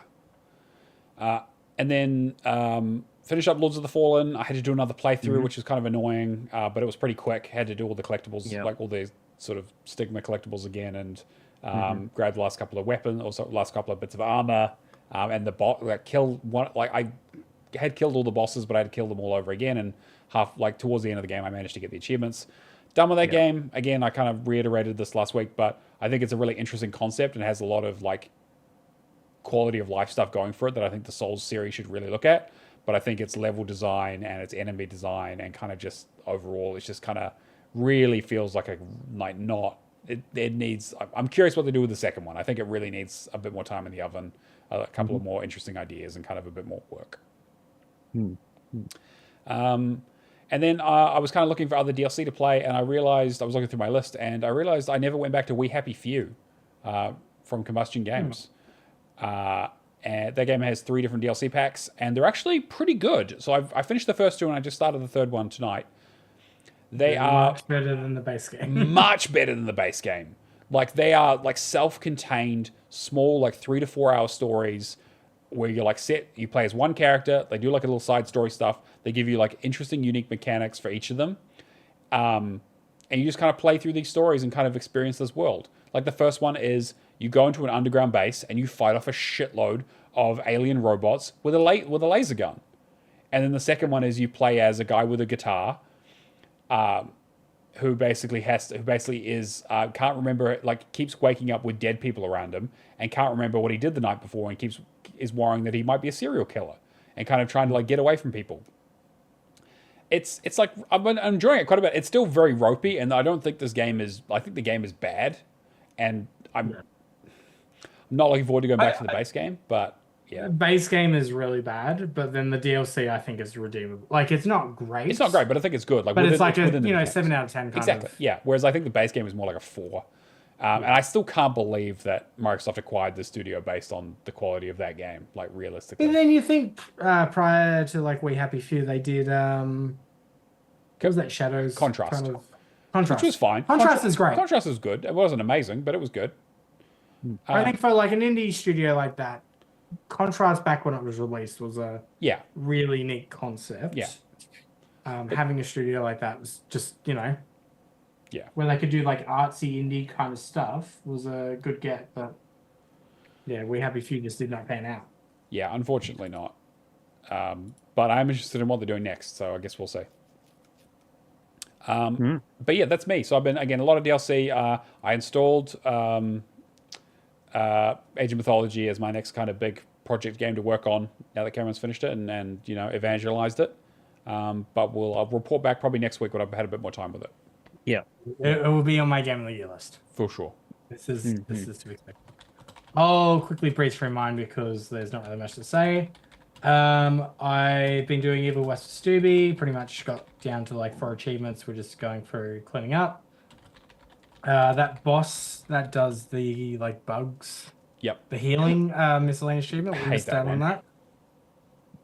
Massive pain in the ass, so I'm probably gonna have to do a playthrough with Stubby up to that point, and we're just gonna have to try and brute force it. Other than that, yeah, we're pretty close to getting it done, so not much to say there. Warframe, I've just been doing bits and pieces, cleaning up DLC.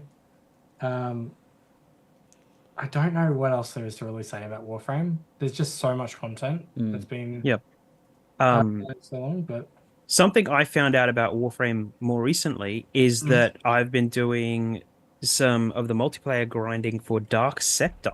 Ah, yes. And we looked it up, and I'm like, because I was looking at the characters going, that looks like a fucking Warframe character. Yep. And looked it up, and turns out, like, it's basically, because you've got Dark Sector, like, in Warframe. Yep. Like, as a multiplayer thing. And it's essentially the same thing as the multiplayer in Dark Sector. So it's like they were able to develop Dark Sector into Warframe, essentially, but not be directly connected. So fun fact, yeah, so good. That was really fun. So I like Dark Sector. It was fun. It was a cool, interesting idea. Yeah. So you don't have anything else like? No, I mean, like, I've just been tackling it like bits and pieces at a time. I'm gonna go through the main. It feels like one of those games that just because it's been out for so long, different components have been added to it over time. And I look at some of these achievements and I'm like, how the hell do I access that? Yeah, right. You're like, what the fuck is this? Yeah, I had the same problem in Neverwinter back in the day where I was like, I'm going to get because back to Neverwinter. Language, you're like, language is changing around the game modes and that over time and that as well. And because it's an evolving product. But, I mean, it has that mobility that I really like in my gaming. Like, I just feel fast, like zooming across 100%. The map kind of stuff. But yeah, I've really been enjoying it. But the thing that actually I'll talk about, so Miss Cannon, my friend, gifted me a Steam code for Temtem Swarm playtest. Okay, all right. So Temtem is, they said they're not doing any more content. They're kind of doing this new thing now that people are really upset about. It's pretty much a co-op kind of Vampire Survivors, like just that auto kind of walk around the map, upgrade over time kind of thing. But it's a roguelike. Okay. So like you'll kill your enemies, you'll get more points, you go back to your main menu, upgrade your skills. That is just Vampire Survivors. Yeah, and then you just do like a new character. So interesting. Co-op aspect to it. I mean, this is just a playtest, but I'm just like, how are they going to keep this momentum up? Like, we enjoyed it, but I know that 15 hours into this, I'm going to be like, no, there's enough variety kind of thing, I mean, that doesn't sound like they have a huge amount of content yet, but interesting concept. But I mean, like that Pokemon kind of like you can evolve them up when you get to level of 10 kind of. Yeah, it was interesting enough. I enjoyed the hour or two that I played with both, Cannon and Corey. And then the main thing I've been playing this week is Cyberpunk. Never heard of it. Because I'm just... my mentality around it was, I have Phantom Liberty now. I may as well work on the base game and then get to this DLC, and also use it for another game I'm working on now that I have a second job that has Cyberpunk themes in it. I just wanted that kind of like, RPG element. I'm getting... Edge Runners really saved this game. Yeah. It's okay. So like, I'm playing it at probably what I would say is, the optimal experience now. And it feels fine. It just feels like, how I'm not a massive fan of open world RPGs. Yeah. But it just feels like, I don't know, a Witcher kind of experience mixed with GTA because it's like future. Sure. It has like the cars and. Yeah. It kind of felt like a GTA mixed with like Deus Ex kind of. Yeah, that abilities in first person, and there's a bit of stealth, there's a bit of this, bit of that. The surprising thing for me though is I really don't like Keanu in this game. Really? because my mind is so adjusted to Keanu's just nice guy and all that. He's a And fucking Johnny asshole in this Silverhands game. in this game is just a fucking asshole. And every time I'm playing as him, I'm like, I don't want to be this prick anymore. That'll So be I'm- interesting I'm- to see him in Sonic 3 then, really would. Wouldn't it? So That was the other. So that was the other thing that I talked to Nikita about the other day. I'm just like, so when do they add Ben Swartz into this game? When am I gonna get like, all three of them in Of there? course. oh wow, yeah. I can see it. Yeah. Because like my mind is just like, how is there such a strong crossover with just Idris Elba and Keanu Reeves So funny. between Sonic the Hedgehog and Cyberpunk in this day and age? But yeah, like I'm playing it terribly, as in I'm not upgrading anything, so I can just save all my points at the end and then just fix everything out. Yeah, right. So I'm not really enjoying I guess all the special perks and all that kind of stuff because I don't want to mess that up for myself. The story is really good. Like I think the story beats are really interesting. Mhm. It's just the fact that Johnny as a character is such a arsehole that I can't really gel with. That is clashing for me. I can see But it. I'm really interested in. I don't want to go too heavy in spoilers, but the concept of Johnny being in V's body and all that's like really interesting, and then just that internal clash over diving into like what is the soul and that kind of stuff, and is really interesting. Yeah. I believe they also recorded like a bunch of new dialogue for Phantom Liberty as well. So like, because Phantom Liberty basically just slots right into the game. It slots into like the middle of the game and it just like continues on. Yeah, which is so cool. The only thing and how can you hate John Wick? Is Keanu an arsehole in John Wick? I watched John Wick. Well, he's definitely not a nice guy. Yeah, but like he's got a. Don't they kill his dog? Yeah, they do kill his dog, and he goes on the most disproportionate rampage Yep. I've ever Yep. seen in the history of anything. Yeah. It lasts so 4 movies. So I've He falls only seen downstairs bits and- for a long time in that fourth one. A long time. I think I've I've seen seen that, like yeah. bits and pieces of John Wick, but I haven't watched the full. We really can we Yeah, do lights, camera, and action. I reckon we could. I reckon there's a John There's a Wick John Wick game. game, right? Hex. Yeah. If So- if I was gonna do a comparison though, like just Johnny Silverhand's character, there's just like he like the bit that I played up to is like why states his reasoning for like hating like the corporations and all Arasaka, that. yeah. And, yeah, Arasaka. And I'm just like, I get it, but at the same time, like it's just coming off of like a bit terroristy. I mean, yeah, that like literally but- yes. Like that's the Yeah. thing is that like I mean no Like sure, you can start a revolution and all that, and you can go against the corporations, and yeah, sure, but like a lot of the stuff he does just does not sit right for me as a character. I mean, look, let me put it this way. As The it's way shown, that so- game ends, and there are many endings, there's Yeah. like there's no like good ending. Like Yeah. things do not end well for anyone really in most of the situations. Like And that's like even just finishing Act 1, like at Yeah. pretty much everybody's fucking dead at the end of Act Cyberpunk 1. is a fucking downer, and it always has been, right? Like you are fighting against mega corporations who have usurped governments.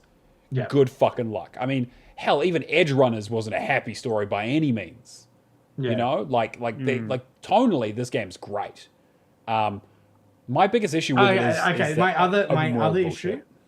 My other issue with Cyberpunk is they just need one radio channel that plays that I Want to Stay at Your House song. all Oh the my time. god! I fucking love No, that you song. can just put Spotify on, right? You don't have to. No, not acceptable. Like I am really enjoying like in terms of RPGs, there's not really anything out there quite like it. That Yeah. I can think of that comes to mind. No, it's quite unique. Sorry, it is unique. But I guess like that's why I'm enjoying like the story is the main thing that sells it. And like some of these other side characters are really interesting without going into too much detail. Like I want like a little bit more of their stories. Mm-hmm. But yeah, I don't think there's like really anything else. I'm interested to see where it goes. And just like how it is in terms of achievements. So, like, am I going to get to the end and is this car bloody achievement going to be an absolute Yeah, massive well, pain in the I ass? have heard they kind of made that a little. There's some with the DLC. There's some stuff you can do, I think, but yeah, it is still a pain. Yeah. I, Yeah. I, I do. I definitely want to hear more about the game as you play through it because it is. I've bounced off it like 3 different times trying to play it, and it really is kind of the fact that it's an open world game. I think actually kind of takes away from a lot of it, and that it kind of feels like it's kind of filled with kind of just not that interesting shit. I kind of really wish that this was like more on rails. Yeah, Yeah, Like, like I want a more guided like a experience. Deus Ex kind of like thing would have been perfect, right? yeah. So Like Mankind Divided and Human Revolution were like open world area. Like they had like they were I'm thinking original Deus Ex. original Deus though. Ex. Like again, like Dude. we just need another one of those. To be fair, Yeah. Yeah. Yeah. yeah. But like, I think the open world trappings it suffers, in my opinion, a little bit too much from Ubisoft syndrome of just filling the map Yeah. with like those like police scanner things just aren't that interesting. You just go in and shoot a bunch of dudes and then just get in the car and drive, go to the next one. It just kind of feels like checking off a checklist. the problems that I've had so far is like you'll get to a mission that's just like wait a day. Right. And then I'll be in like an area that I can't skip time, and it's just like, all right, need to go and find an area. Like, just I want it to be like very like mission to mission, just go through it. Like, I know there's the side stuff and all that. I mean, you can pretty much mainline the story if you really want to. But I mean, that's what I've been doing, but Yeah. then you can, but you still have to wait a day for like certain things and that to carry over in. my FOMO really fucks me with that too, because there obviously within each of these missions there are different options that you can get if you have different skill levels, and so like the completionist part of my brain is like, well, let's just go and do all the side content and get super over leveled so I have all the abilities and all the options. And But I'm if you screw one of them up, then you're locked out. exactly. So I'm like, fuck, you know, it's like, oh man, if I put another point into cool, then I have this dialogue option or I have this option for this mission. Maybe if I level up a bunch of times and go and do a bunch of side shit, and I'm just like, I just feel like I would just want to go through and enjoy the story, and I might just mainline it actually and just kind of get through it and then go and clean everything up later. I don't know. I know Aftos did it at some stage. I don't know how he did, but like, I haven't heard a lot of feedback around people completing this game in terms of like how they did it and kind of what their method was. Interesting. Or how they thought about But my method so far is, and you know, I'll see if it like works. I think I'm mostly through the part of Act 2. it. Right. I've only put a few points into just very basic, like, you know, carjacking, hacking, that kind of stuff. But I'm saving most of it so, you know, I can just do all the leveling at the very end and just smash that out when I have the 20 points. Beelining the, you know, the main story, and then I'm just going to tackle each individual achievement one by one and do it that way. Because there is, I think, 20 missables. But it stems down to there's one collectible that's highly missable that you need to get, Johnny. There's a bunch of stuff that's just leveling, which you can just create a save, get to level 20, knock that out of the park, then reload the save. What else was there? I don't think there's any narrative, like only the side stuff. Oh, sorry, loading the 2 different endings, I want to say. Yeah, I think 2 different endings have achievements tied to them. Yeah. And so like, again, I think it's manageable, right? I really don't like pulling up a map and seeing 50 fucking icons. I'm like, all right, well, I guess I got to drive here and tick this off, and I don't know. I just like I want to, I wanted to. You want to be able to do it during, like, I don't get games that make achievements missable. Like, there needs to be more thought about achievement design. Yeah. But that's the priority, right? Anyway. Yeah. Is that everything you've been playing? Because I have a couple of curveballs for you. Yeah, let's do it. All right, cool. So I'm going to touch on something that you know, Xbox people have been a little bit touchy about lately. I've been playing Astro Bot. Okay, can we just mute that mic? I think I might just have to cut his feed. Now- he's going into a tunnel. No, I want to hear about this. The reason that I want to bring it up is that because like people are saying it's not a game, blah blah blah. So it is the most gamey game that I've ever played, and actually goes back to the roots of the PlayStation stuff, like fundamentally, like where all of their gaming, you know, charm comes from. And like one of the fun things about it is that there's 300 bots you have to pick up, right? But you they're about half of them, I think, are dressed as characters from franchises, and they put stuff like Crash Bandicoot and stuff into it as well, which was a big news article about it as well. But then you go into some of the third-party stuff that they've littered through this game, and you're like, that is so freaking cute that I have never gushed over a nostalgia for a game like so much.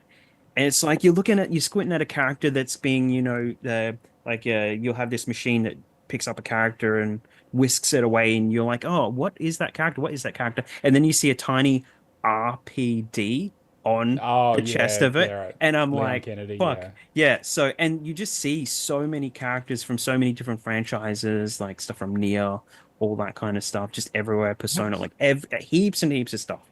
So it's actually like a really good homage to games that we all play even on Xbox.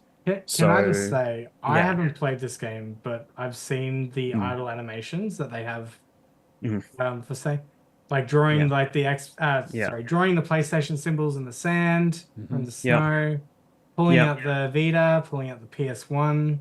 Yep, yep. When you collect all of the Astrobot characters in a level, the touch screen of the PS5 controller, which is in the game, basically they're in a hot tub that's in that. So it's like opened up and it's just like a hot tub and they're all like doing poses and stuff like that. And Nice. it's so good. Like it is a great game to have in 2024. The only So question I have is why didn't you wait for the remaster to come out next month? yes, Yeah, brutal. uh, But No, yeah, I mean, jeez. if there was any reason for me to pick up a PS5, it would Hmm. be for Astro. yeah, I think that It looks pretty this cool. is going to end up on a lot of people's Game of the Year list from what I've seen. People are absolutely enamored with it. And Um, I watched a mm, few videos on it and just kind of seen some of yeah. the characters and just the absolute joy that this game kind of evokes for It's people. absolute joy. Yeah. I mean, it's so good, but it is going to be one of those critical kind of darling games, though. And unfortunately, like the stuff that I've heard on the internet, basically is like PlayStation gamers have an expectation from Sony, and that stuff is in the stuff that they already get from their third person shooters and their gritty Yeah, right. realistic. And this does get put to the wayside where so many people that can see the value in the game Hmm. basically can see the value, but that is going to be the minority of people over what people are expecting from Sony, which is one of the reasons why,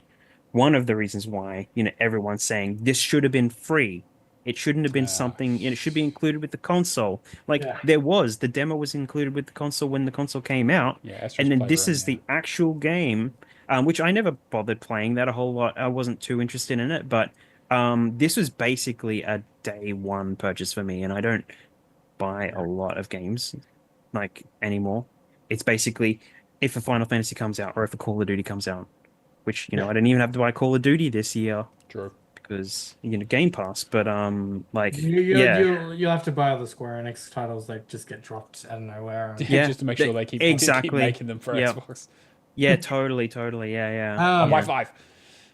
it Mm, kind of games like this kind of make me think like back when we were, back when we were kids and all that, mm, whether the market was just primarily kids games or it was just our No, I think viewpoints in that part of I the think time. part of it is the gaming has grown up with people for sure. Like I think there hmm is an element of that, but I also think yeah, that doing a mascot platformer is a lot mm, easier than doing a first person shooter, right? Like I think mascot 3D mascot platformers in particular, that which this mm, is very much harkens back to, are yeah, very much of an era where that was a great way to show off the technology of the time. It was a great way for people to play something in third hmm person.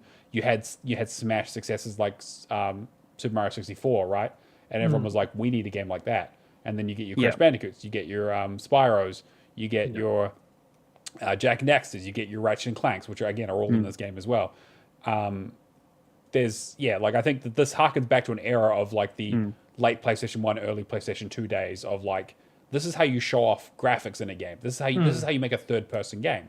Because third yeah, person shooters didn't exist, right? Again, not until hmm yeah. Resident Evil 4 and then Gears of War afterwards, right? So this was the powerhouse. This was the thing that you showed off. That and fucking Gran Turismo. yeah, and like it's just a culmination of so much history. Like, we're starting to get stuff like Croc, come back and Yeah, stuff like that. So maybe there is like it can be reignited in terms of like there's what definitely an interest for it, even if it's not like exactly. big and mainstream. But Yeah. there's definitely like I think there's a Mm, core a core resonance with especially Yeah. Yeah. from the nostalgia perspective, but also just kind of like Mm. people our Yeah. age. Yeah. Yeah. Yeah, and one of the things that Astrobot has done is show off the technology using all the sensors and stuff in the DualSense controller, all of those things. Like it even the demo primarily functioned to show off those features, which is goes to what you say, and it's about showing off the hardware and what the console can do. And yeah, there is just so much. So And it sounds like they want to do more of it. You know, they're going to do some. They're doing some DLC for it apparently, and yeah, talking about a sequel, stuff like do a that. sequel. Yeah, So great. I mean, it sounds like mhm, like in terms like I said, this is going to be on Game People of the Game of the Year list. This is like mhm, the highest rated mhm. game of the year, which is crazy. But I'm Yeah. happy for it. This is the kind of game that I want to see more of. Yeah, it's a gamer's game. Everyone Mm. should play it. It's not Super Lucky's Tale. It's not, so it's not. It's just everything that the history of the PlayStation has come across, and that means third-party stuff that everybody's interested in. So Oh yeah. some really nice stuff. So I have been doing Lords of the Fallen as well, with Stubby. So we're about halfway through the campaign.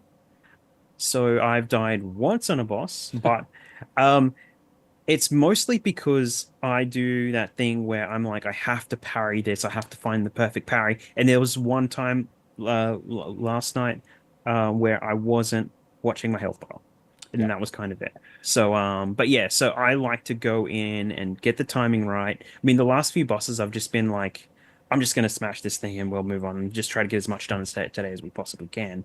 But yeah, it is really nice to sit there with the bosses and just go, okay, what can I parry? What can't I parry? It's like, and my idea was I can parry everything, as in I'm going to work this out. Hmm. But I'm like, yeah, it's good for a show for Stubby, but I mean, I don't want to be there too long on a boss if I can kill it in Sure. 2 hits because those +10 weapons are just slaughtering the bosses. So yeah, Yeah. so we'll keep going with that and hopefully get at least the first playthrough done on the first week. And you've been very good sitting there giving me all the armor that Oh yeah. you've had, which has been really good, and it's to be helped with a lot of that as well. So I only need a few of those. It's one less thing to think about, right? Because all that Yeah. armor, Yeah. it's over a But thousand really, pieces or those something. achievements are just kind of not great That's for that why. game. You Yeah, know, like I just don't feel like they totally. add anything. There's no benefit to collecting all that stuff. You're not going to use Hmm. any of it for the most part.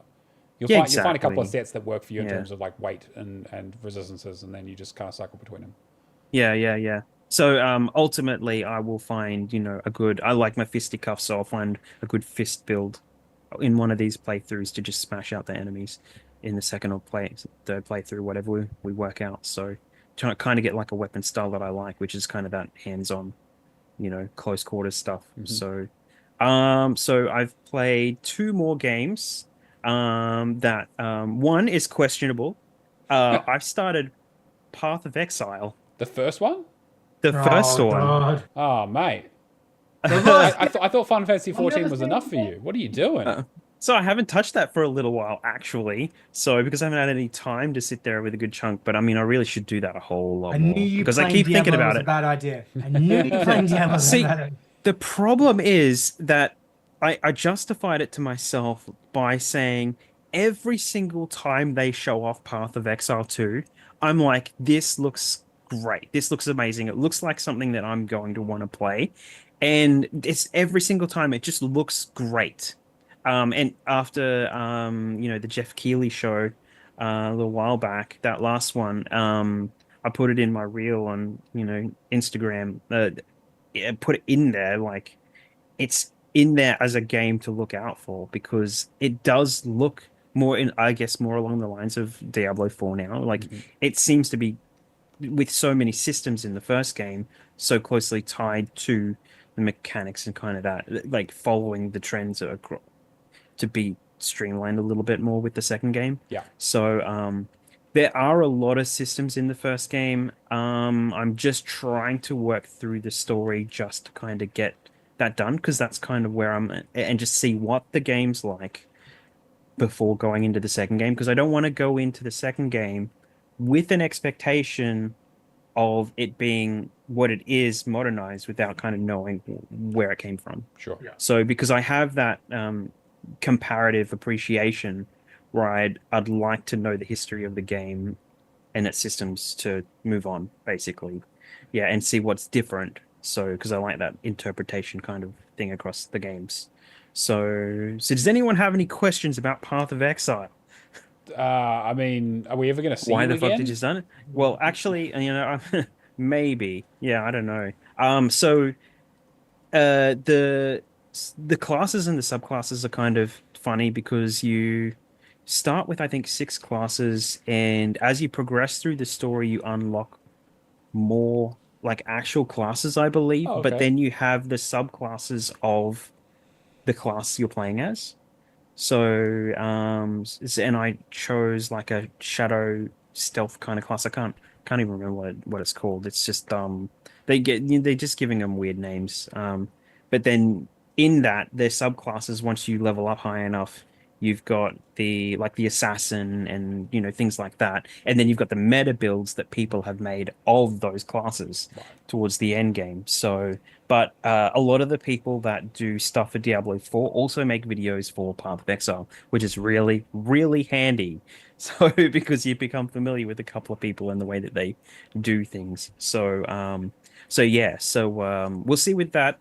Um, it doesn't look great to play, and it is a little bit clunky just with controllers. Really, it's obviously it's going to be so much better to play a game like that on PC, especially with the systems and stuff like that. But I mean, it's it it's fine for now. But there's going to be so many quality life updates with the new one that you can kind of see where it's going to evolve into something a little bit better. So, but yeah, I mean, it is to a lot of people better than Diablo, essentially. So, Yeah. so you I know, have I do hear like basically nothing but good things about that game outside of the fact that exactly. it's probably Yeah, too grindy. yeah, exactly. The 500 plus hours or whatever, Yeah. and yeah, TA. So, but yeah. The other thing I've been playing is I booted up the old Ubisoft Plus subscription again and started Star Wars Outlaws. Now this I want to hear about. How much time have you put into it so far? So I played a little bit more of it again today. When I originally started it, I managed to get through the prologue and into the first open world area, and I've basically spent my whole time today so not very far, in the whole first area and getting like ship repaired and all that kind of stuff, store related stuff, to basically go off world. So, and then you start doing your contract stuff and all that kind of stuff. There's 3 main factions, and it has a system where if you get credibility in one faction, you lose credibility in another faction because something you do for one directly impacts a Right. different one. So that I don't think you could maybe have 2 out of 3 factions in a positive zone at any one time. I I have heard don't that know you if you can can like actually pay get to 3. increase it later in the game, so you can kind of Mm, like if you get too bad with one, because they just shoot you on mm. sight, right? Yeah, so but it was funny. I was playing it today and doing my very first stealth section, like proper Norton tutorial stealth section, and I'm like, this reminds me of a game. What is it? And I tweeted about it because I did 2 pictures side by side of the animations of the character from Outlaws with another character from another game, and it was Lara Croft's Tomb Raider, The Angel of Darkness. Oh my god, that's a And fucking I deep cut. and I'm like, the way that she moves around is basically exactly the way Lara does in that game to stealth. And I'm like, you know what? This these stealth sections actually resemble some of the work, like the way that you do everything with the character in that. So, I mean, it's so like as soon as I changed that frame of mind with the stealth sections, I actually started enjoying the stealth sections a little bit more Hmm. because it did become the jump across to the thing that you climb and then you shimmy around a corner. So instead of thinking of it, it was going to be more like Assassin's Creed climbing. It was the close quarters corridor A to B to C kind of area, and it just felt a little bit more Tomb Raidery to Hmm. me, which gave me a little bit more of an appreciation for it. Now, Angel of Darkness, was supposed to be like its own trilogy of games. It was just so bad that they didn't do anything more with And it. they didn't do anything past the PS2, like that first game, and like which is a shame because be love to see like a continuation of whatever the hell was going on there, but that's long gone. Um, but yeah, so and I started to look up videos of Angel of Darkness, and I'm like, it's just like the puzzle level is like that PS2 basic, but PS2 basic in a way that I could appreciate just doing some, close quarters, shimmying, parrying, like, and then jumping puzzles in little areas. So, because it's all in buildings and stuff like that, and you're not really, so outside of the open world stuff, when you go to, it looks like when you do the stealth stuff, it's infiltrating the factions and doing stuff in their buildings and stuff like that. So that's what I've gotten out of the stealth so far, and I know that's one of the things that people don't like about the game. When I first booted up the game, it had the tutorial stealth section had me standing in front of a character that was looking around left and right, trying to find me, and I was in front of him. Like there was just like a bug or Right. something like that. And Yep. so I'm just like, I'm right here, buddy. Hello. But yeah, it was really it wasn't a great start because I'm like, is the whole game going to be like this? But they have done a couple updates, or at least one update since then. The open world stuff is kind of nice. If you end up on the speeders and stuff like that. All of that can be upgraded. It has the typical stuff like in the open world, you'll have races and stuff, and you'll have races with people on speeders and stuff. But as you're kind of going through areas in the open world, it'll have like a question mark, and it's like there's something over there. And it's like, okay, well, I'll pivot, I'll go over there, and it'll be just like a random house or hut or something with a wall you can't get in, like a door you can't access yet, but there's a way to send your little animal friend in, Nix, you can send him inside to open a door so you can get in there to do some stuff. So they really utilize him a lot more than I thought it was going to. So he's actually and because he's not like a droid, he's fast and flexible and can basically run up to people. And either you've got options. You can highlight characters and go either attack them, so he kind of jumps on their face so they can't see, and then you can stealth up behind them and take them out and stuff like that. Or you can steal from them, and he brings the stuff back to you. And you still have to press buttons to like he doesn't give you that stuff. You have to. Right. Yeah, and I'm not really that great on the controls because you click in the right stick to pick up stuff it's your action button. Clicking in the right stick is your action button with the default controls. Okay. And the B button is to crouch and stand up like your stealth button. How's that? That's the wrong Some, way. like- You click the stick to stealth. Yeah. And okay. All right. If well, you change it to lefty mode, like because you've got default alternative, which kind of corrects it a little bit. If you change it to lefty, it actually fixes what you want. So it's like X is to that's your action button, Right. like to pick stuff up, and then your right stick is the melee. For most games, Sure. that's exactly what it That's is. what it should be. Yeah. But think about the way the lefty, how they've just reversed everything. Guess what's on the left trigger? Shoot. Yeah, shoot. Shoot's on your left trigger and now. aim is on the right trigger. Or Yeah. yeah. So fuck that. exactly. So I'm just like, that's Just make rebinds. It's not that hard. Oh man. exactly. The lefty setting is the perfect setting, but I want that shoot on the right trigger. Oh, God damn it. And like they've got a whole. It's weird because they used to call Southpaw lefty anyway, wasn't it? Yeah, that was Wasn't that? Southpaw. Yeah. Yeah. There's a lefty Southpaw. Weird. Okay. Yeah. So I'm just like, okay. I mean, overall, like, are you enjoying it? Yeah. This thing has gotten such polarizing reviews. I haven't, like, again, I'm a huge Star Wars fan myself, Yeah. so I've been umming and ahhing a little bit about it. But Yeah. people have been like, graphics are bad, story is kind of interesting, stealth sections are really bad, Okay. gameplay's kind of fun but really basic.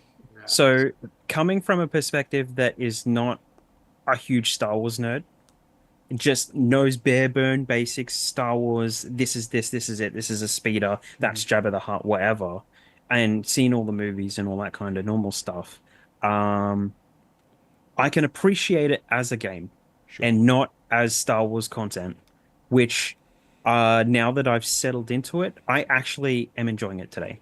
Okay. Like, yeah. So, like there are a lot of, bounty hunter familiar kind of like character models and stuff like that, like all the stuff that you see in the bars like Greedo and all that kind of stuff. You see millions of those different types of characters that look really familiar that aren't those characters. So you've just got these different races and stuff like that. So they're kind of familiar, but I don't get anything out of that. Sure. Like, this race should be on this planet or on this planet. I don't know if that's a thing or if they're all just on every planet because I'm not even off the first planet yet, right? So, Right. Yeah. so I've actually just gone into space once for a couple of missions, and it looks like the immediate space outside of the um outside of the planet, so you just go into space, has really good space controls, but it's just like it looks like a small area, Like a and you'll little have space like zone. yeah, so you'll have like little areas you go to and you do different missions and stuff like that, and you go to little bases and stuff and Okay. things. So, but as a game, I am actually enjoying it. It would definitely be the 7 out of 10 that everyone's kind of been saying it is. Only because it's just like changing it. Don't use quality graphics mode. Right. Keep it on performance. Especially in the cities. It looks like trash. Only in the sense that the frame rate is just low and it just makes everything look bad. Like muddy. You move around and it's just like you can notice the frame rate. It's not worth it. So just change it to performance mode, everything runs smooth, perfectly fine, and it looks like the character models on things like the people behind the bars and the kiosks and stuff are all pretty low quality. Like they're not super detailed, but you've just got like a bunch of these characters in a zone, and they're just gonna, there's no up close when you're close to something. It has extra detail situation. It's just like they've dumped everything in a map, and they've all got the quality that they're at. So, which is Okay. kind of unfortunate. But the things that do need quality and in all the videos and stuff, well, there's heaps of video between stuff cutscenes that all looks nice, but that looks like it's been bumped up a whole bunch compared to what you actually see running around some of the city areas. So but worth it if you can dismiss the Star Wars lore stuff, at least for now, like because I don't know where it goes or if it has any ties to other things, but I mean Jabba the Hutt's in it, so it's kind of before like the movies and things like that, and before, at least, I don't know where it fits, but at least before like the original trilogies. So good though. I think it will be just like a really chill extra, eat some cake, kind of like sit down and just kind of like do some open world stuff. Yeah, I think So, it'll be a good one for Ubisoft Plus when I pick that up totally. again, probably next year or something, and catch up on all Yeah. the stuff that I've missed. Which Yeah. by all the stuff, I basically this and the DLC for Prince of Persia yeah, that's pretty as much it. well. I think. Yeah. Mm. All right. I think that's everything we've been playing. I will quickly go through the leaderboards because we've got some big numbers this week. So in third place we have Martel with 17,990, nearly 18,000. We have a Grey Shark with 53,245, which is a crazy number. But this absolute insanity, we have Mad Eye Pad Eye with 103,695 points. That is, I mean, I think he's doing Leapfrog or something, or he's something insane. The man is just, I don't understand. I just do not understand. Like that, like I put up 100,000 in a year, and he did it in a week. Yeah. Anyway. We've also got completions. Cameron, do you want to shout those out? Yeah. All right. Rapture did Friday the 13th, Payday 3, and Gem Wizard Tactics. Left for Legacy did WWE 2K Battlegrounds. Just Jake did Gran Turismo 1 Retro Achievements. Cavalier 7 hit 400k. Zach did Project Cars 2. Later did Madden NFL 18, Monday Night Control, and Microsoft Solitaire. MIK 3 IDV did Firewatch. Moonzom did Risk. Alpha D Pills did Bunny Mana. Bottle of Sharks did Paul Blitz Quantum Break. Baron Von Neumann did Lego 2K Drive, and Valak did Happy Harry Potter 1 and 2. Sorry, it's been a long day. Yeah, Happy Potter. Happy Potter. that was that Come Seth to Rogen die. movie, right? We also have the word challenge, everyone's favorite competition, where I put a game in our bot and you have to guess what it is on our Discord. Every week I give away a clue, and you get one guess per hour, and the winner gets a prize. The first clue was that the water is your best friend. And the second clue is you can use 5 different varieties of weapons. 5 different varieties of water? Yeah, yes, water, yeah. 5 different varieties of weapons. So not necessarily 5 weapons, but varieties of weapons. So think like weapon classes. I won't get more specific You than said that. this wasn't Kingdom Hearts. No, well, Kingdom Hearts, you use a Keyblade. You get one weapon. Yeah, you only get one You weapon. get one weapon. You get one class of weapon, a Keyblade. Yeah, but then Aqua's your friend, so, you know. Look, that was a good guess. That was a good guess, Kingdom Hearts. Aqua being a friend, that was good. I was impressed by that. I just guessed Power Wash Sim to... That would have been funny. Next Is it a game you'd play? Nick, you don't play games, so no, probably not. It's actually no. I don't 5 different varieties of guns that you can find in one. So many, yeah, exactly. How many military shooters are there? But yeah, go and get your guesses in. There've been some good guesses so far. People talking about things like Abzu and other stuff like that. I'm interested to see how people's mind work when I suddenly say this game's got weapons in it, so it ain't no fucking walking sim. Stevie just put Finding Nemo 2 hours ago. Finding Nemo, yeah. So not Finding Nemo with a gun. Song of the Deep, SpongeBob. Yeah.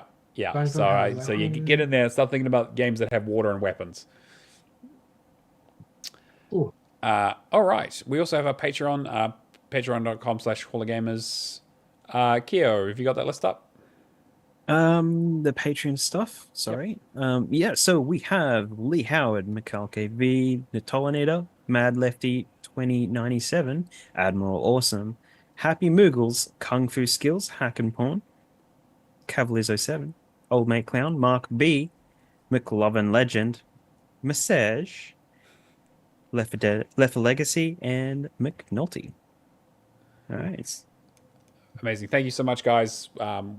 Literally all the money that we get from you guys gets reinvested straight back into the show, so we can pay for things like Zoom licensing and hosting the podcast and audio platforms, as well as paying for things like the Word Challenge and any other fun competitions that we can kind of scrounge up. So again, thank you so much. And if you do want to join the Patreon, that's patreon.com/HallOfGamers. Any amount helps. We greatly appreciate all the supporters. If you can support, don't feel like you have to. And of course, any extra content that we do ends up on the Patreon as well. So any kind of behind the scenes stuff that we do, or extra podcasts. We still are planning to do a PlayStation versus Xbox podcast at some stage once Jake gets back from his retreat, because he's afraid against the power of the Xbox, because he's so convinced the PlayStation 3 was the better console, because he's wrong. But we'll get into that. But you got to pay. You got to pay to get that. Anyway, that's going to bring us to the end of the show. As always, we do the show live on Twitch, Xbox Hall of Gamers. Great to see a lot of chat this week. Thanks so much for joining us, Stubby, Mad Rokotansky. We had Zach in here. We had Anubis. We had and my wife, of course, Alison.